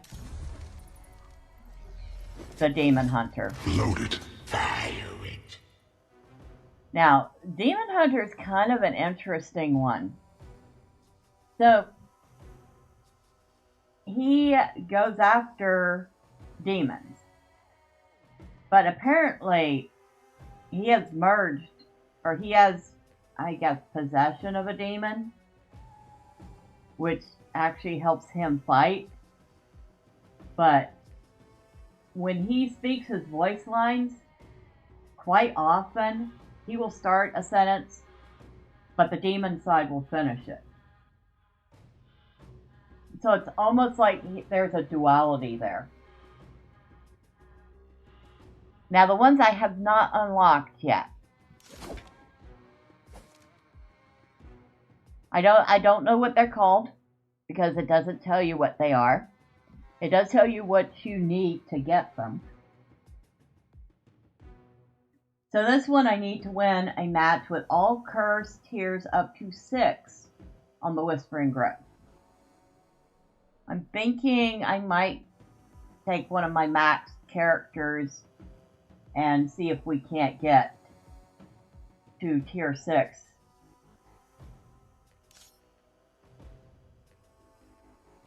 This character, which looks like some sort of a merman or mermaid,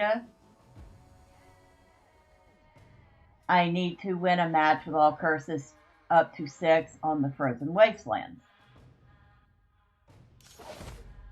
This one, which is definitely something out of Davy Jones' locker, I have to disrupt the ritual of heresy in the Unholy Cathedral.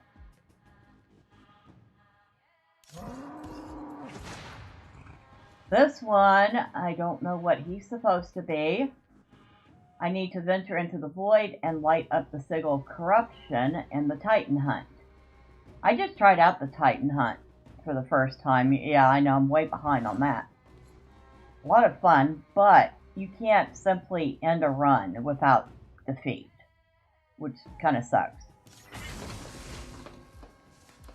This one that looks like it's probably some sort of a gnome inside a mech suit requires venturing into the void and lighting the sigil of vileness in the Titan Hunt.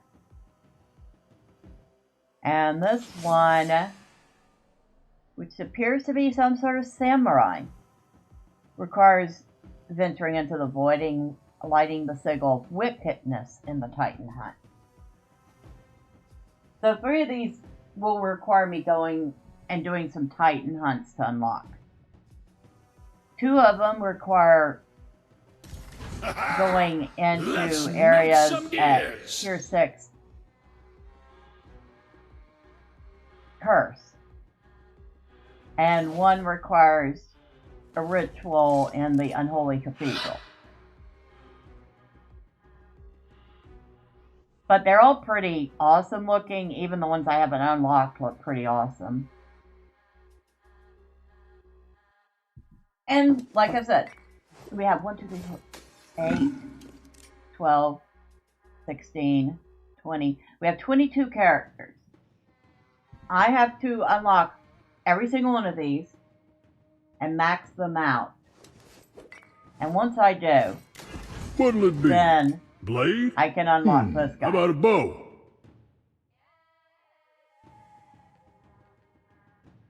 And he's another dwarf. So, there you have it. Well, we're not going to do any more fights. Sorry, Mr. Engineer. I know you're eager to get into a fight, but maybe another time. Hey, if y'all want me to do another stream playing this, let me know. Leave a comment.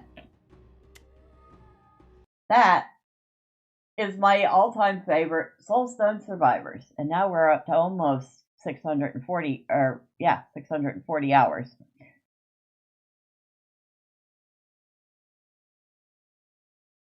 And it is currently, for the next 11 minutes. Sorry guys, unless you're really going to catch that sale quick, you're going to have to pay $14.99 US. If you get it in the next 11 minutes, you can pay under $10 for it. Just saying. And that's another one that Cult Classic Cage has. I think I actually got it for her. And Legendary Drops has it. And who wants it? Wolf of Midnight wants it.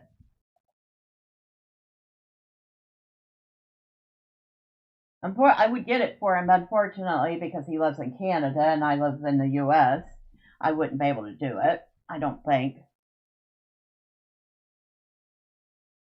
But overwhelmingly positive reviews recently. Very positive overall.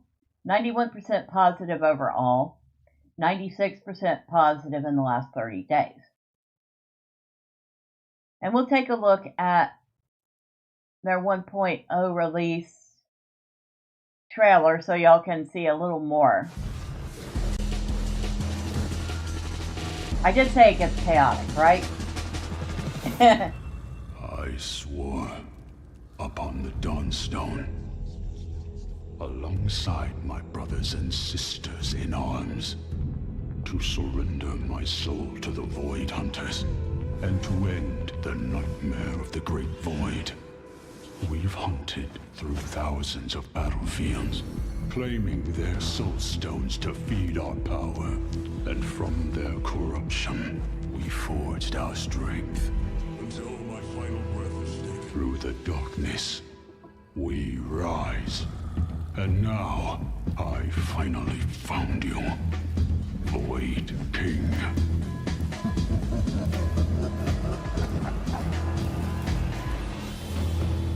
Soulstone survivors, unleash chaos, become a god. There you have it. That's a good place to end off. So we've looked at several bullet hells today, played a couple of them, and once again I'm going to end off by saying Soulstone Survivors is my absolute favorite, and I highly recommend it. You will get tons of hours from it for your $15 or $10 if you get it now. Any rate, I am going to leave off by saying thank you to everybody that has stopped by today. And we're going to go up from the bottom. Thank you to Golden Apples for stopping in. And yes, the game is beautiful. Obviously, I absolutely love it. Thank you to Rorschach. And I will check out my DMs in a moment.